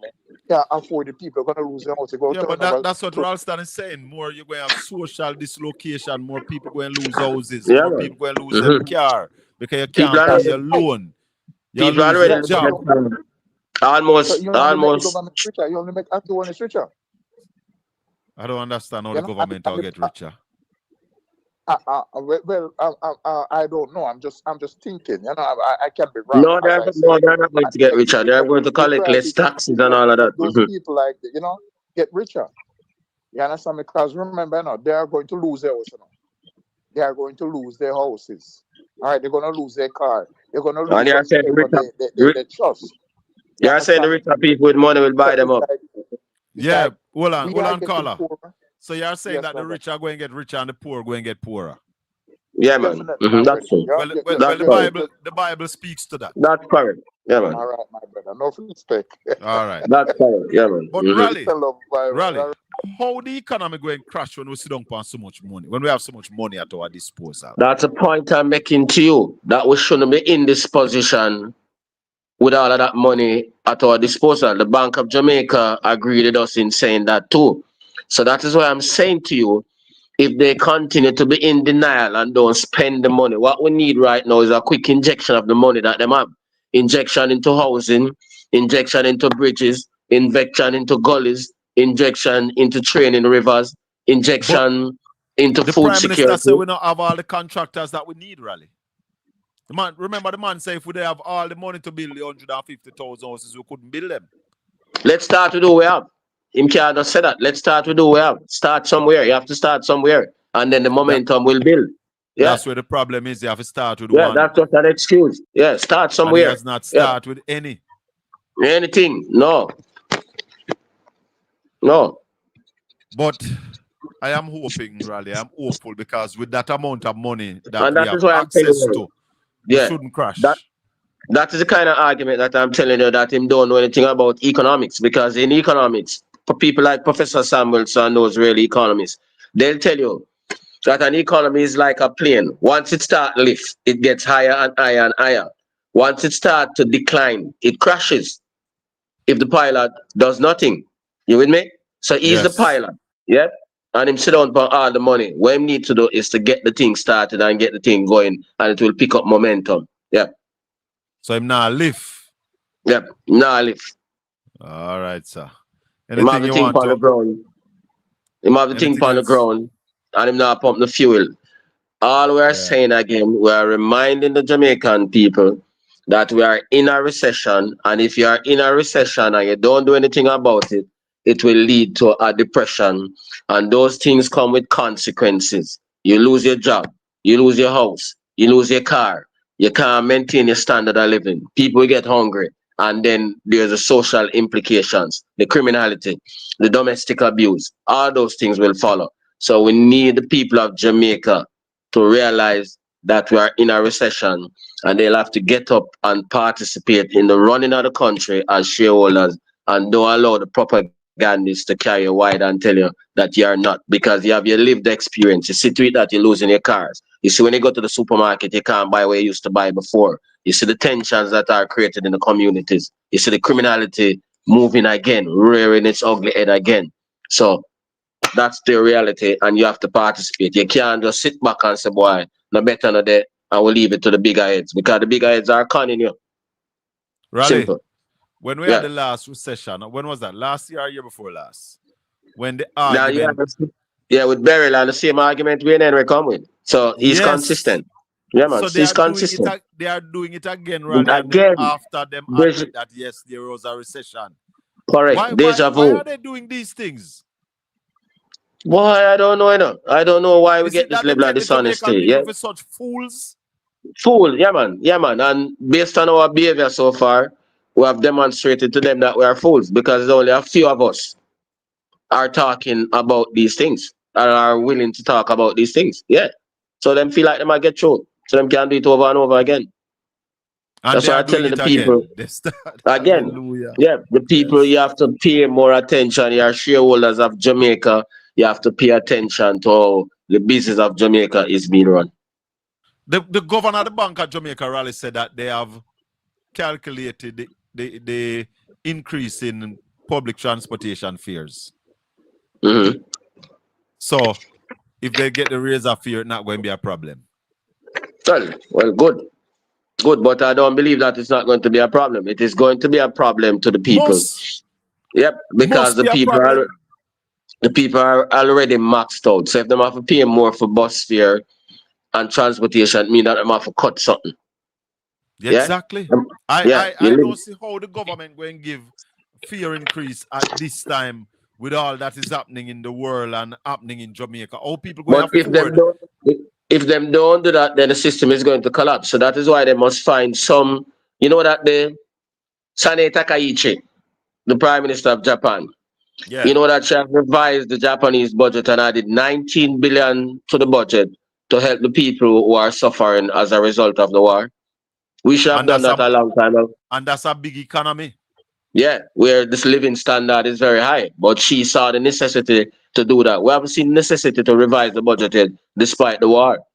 Even though the budget never did good from day one. From day one. So that's why I'm telling you about the dunceness and the backwardness. Even a country like Japan has seen it's fit to do that. And we haven't done anything. Let's get the final call. Yeah, man. Yes, caller. Good evening. Good evening, sir, Colin. Yes, sir. All right, blessed sir, man. How you doing? Yeah, man, we're good. Good evening. All right. Real quick, just a quick question for you before you close out. I caught something from Marky G when he walked out, saying this is a sham. He's saying something like a sham. Yeah. You know, like a sham. What's the definition of like a sham? Like a sham government? Like this is a sham. Like what is that? Like it's what do you mean by that? It's a you know, this is a facade. This is not real. Yeah, man. It's not real. Yeah, fraud. Fake. Yeah. Like it's a fraud. Yeah, So this is not he's real. calling it like okay. It's a sham Yeah, government. It's not a real government. Because I was wondering the definition. I didn't say not shaming, but sham. Because Sham, sham. Joke, this man. Wow, Yeah, this is a joke. Like a joke thing. Because and hear why? Hear why that? Here why the reason that could be credible. No sensible government sit down and allow them economy to go into a recession and you sit down on money. So it's really a sham. Yes, man. A All sham. right, caller, give thanks. It's a sham. All right, buddy. Yeah, man. Bless up. Bowler, what you say? Yes, sir, Bill. Bless up yourself and bless up Ralston. Him still there? Yeah, man. Yeah, man. Yeah, brother. Me hear the Prime Minister respond to criticism about the unspending of the $1.44 billion. I wonder if you did get a chance to hear it. No, me never hear him. But him not say him not do it, he must save the money for housing. Okay, you hear that part then? Yeah. All right.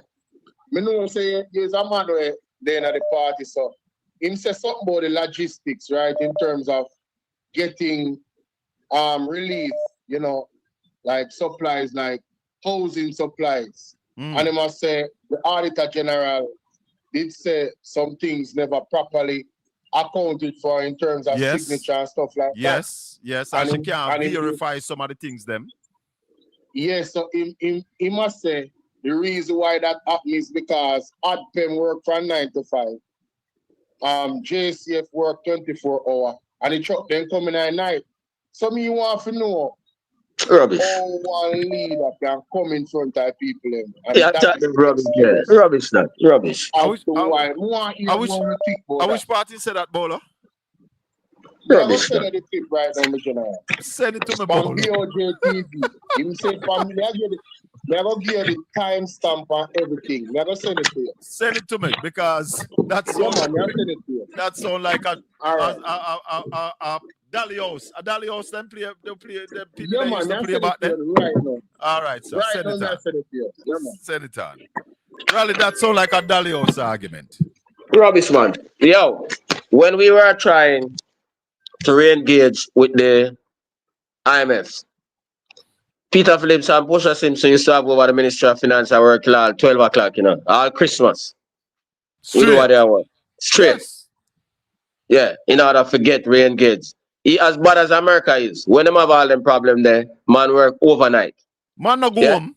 Man no go home. So that is go total. Till everything sort out. Yeah, man. Total garbage. If the Prime Minister said that way, that is why marketing says a sham, because that is total garbage. I don't Prime country Minister, them around. no, I joke business. Yeah. Hello, good evening. Yeah, Mr. Bell. Yes, I. Yeah, but just a waiting for the same money that we talk about unspent money. Yeah. What me say still, if we did have a category 5 hurricane as Melissa, right? And everybody projected and then sister come to Jamaica, right? Which part burial money put on? We should have take up and help use for strengthening good country. question. For Melissa. Good question. Why man. burial money is still Yes, there? sir. Man, they don't And care that's about the the question, people. you know. They don't care about You the have to people. pay for your Good category question, 5 and you brother. have the hurricane from before money. Good question. No room not there to spend it. No drain never they Yeah. want clean. Good No question. whenever they want strengthen. Yeah. You couldn't build someone to put some people. A category 5 Great come and question. you have the hurricane money from before that, you know. Yeah, man. I still have it. Still have it. And Great still have it, question. you know. Yeah, man. Yeah, I see I heard. Big up. I know you're in your program. Big up yourself. Yeah, man. Yeah, man. Yeah. The Anyway, course, Rally, yeah. your final statement. We'll wrap it up right now. So your final statement. All I said to the Jamaican people, what is happening is totally unacceptable. You cannot accept that. The country, money has been borrowed in your name. Money has been donated in your name. And the government sits down and allow you, the country, to fall into a recession. Recession means you are going to suffer. Your children are going to suffer. And your grandchildren are going to suffer. Stand up and be counted. Simple. One love, my brother. Give thanks. Yeah, brother. Tomorrow. Blessings. We talk tomorrow. Yeah, Yeah, man. man. People, Ralston Hyman, the professor, world's greatest. You want to call him the GOAT, greatest of all times? Let me thank all the listeners and viewers for spending the time with us this evening. Thanks to all the subscribers. Thanks to all the Portland Spice ambassadors who are out there telling people that the place to be Monday, Tuesday, Wednesday, 5 o'clock to 7 o'clock. Saturday, Sunday, 9 o'clock to 11 o'clock. Portland Spice TV for the best discussion on governance in Jamaica. The best financial discussion anywhere on social media is right here on Portland Spice TV. And when we say anywhere, I mean right across the globe. The best financial discussion with the numbers, man. Ralston Iman. This has been the Colin Bell Show for yet another Tuesday evening. May the good Lord continue to bless and keep you. Make his face shine upon you and be gracious unto you. The Lord lift up his light and give you his peace. Until we meet again tomorrow evening, 5 o'clock, for more. Peace be with you, my people. Where is the King?